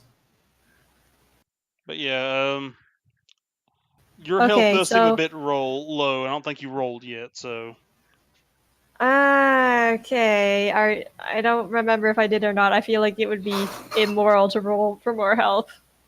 Even though I direly need it. So then If you roll. remember when I rogue- first joined this game, when I was rolling, I rolled 2 2s and you let me re-roll them, and one of them was still a 2. yeah, you got the other 2. That was right. Though, I mean, the lowest health person in the group, I believe, is the monk. Actually, the bat. The bat. I don't count familiars. Pockets, because if someone catches him, he's basically dead. You Wait got a more second. health. Or no, not Pockets, Picks. Wait a second. So did I just get extremely lucky in that fight? Yes. Ah, cool. And I was The extremely ones that were attacking unlucky. you got barbecued before they could do much.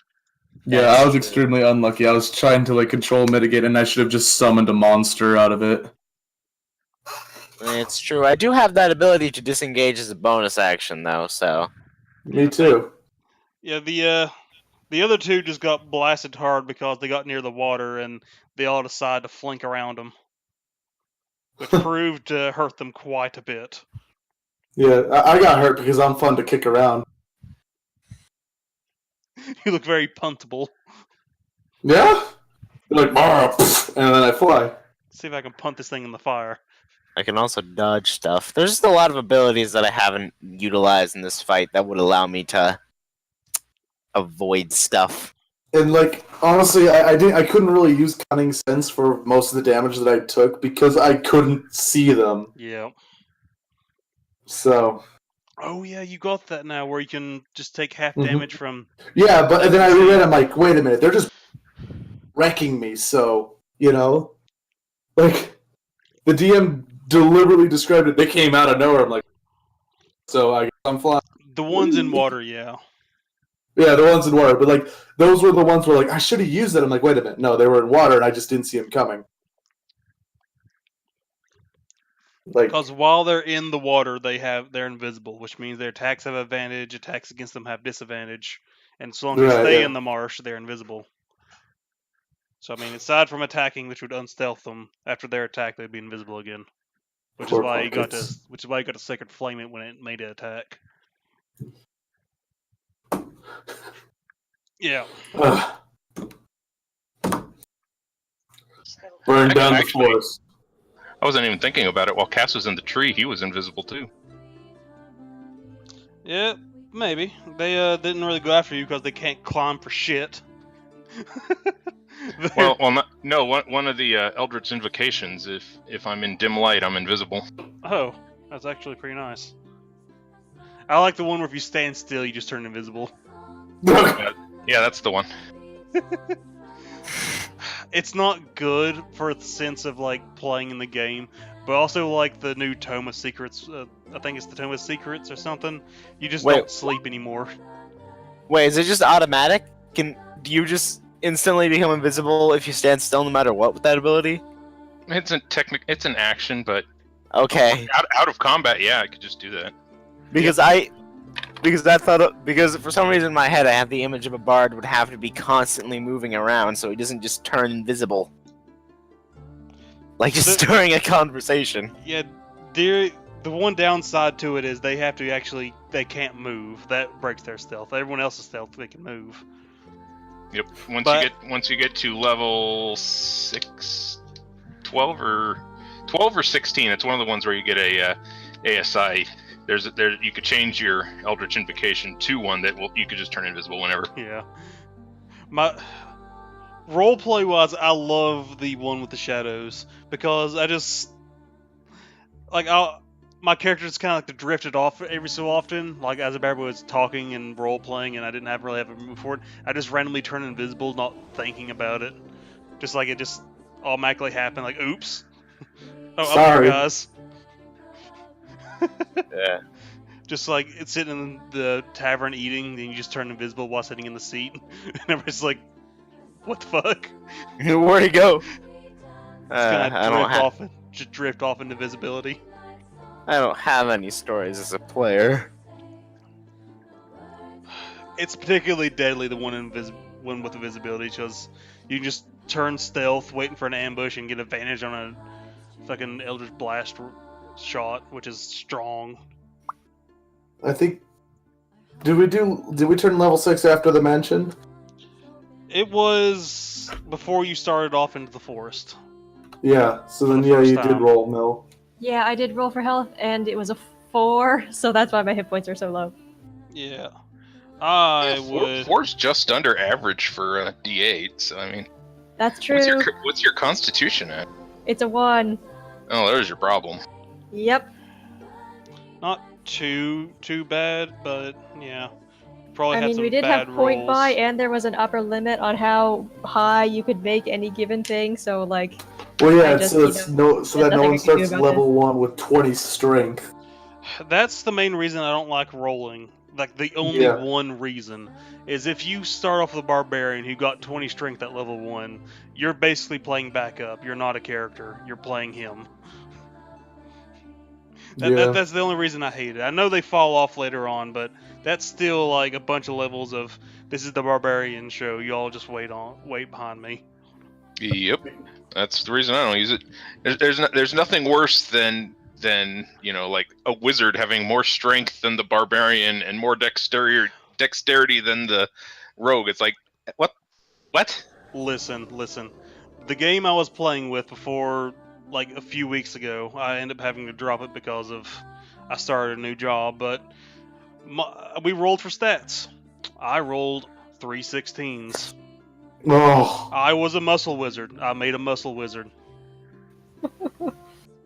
It was great. That was the best description ever. I punched my spells at enemies.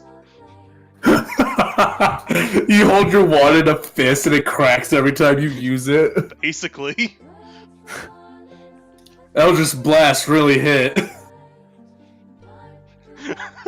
I'm gonna cast suggestion with my fist.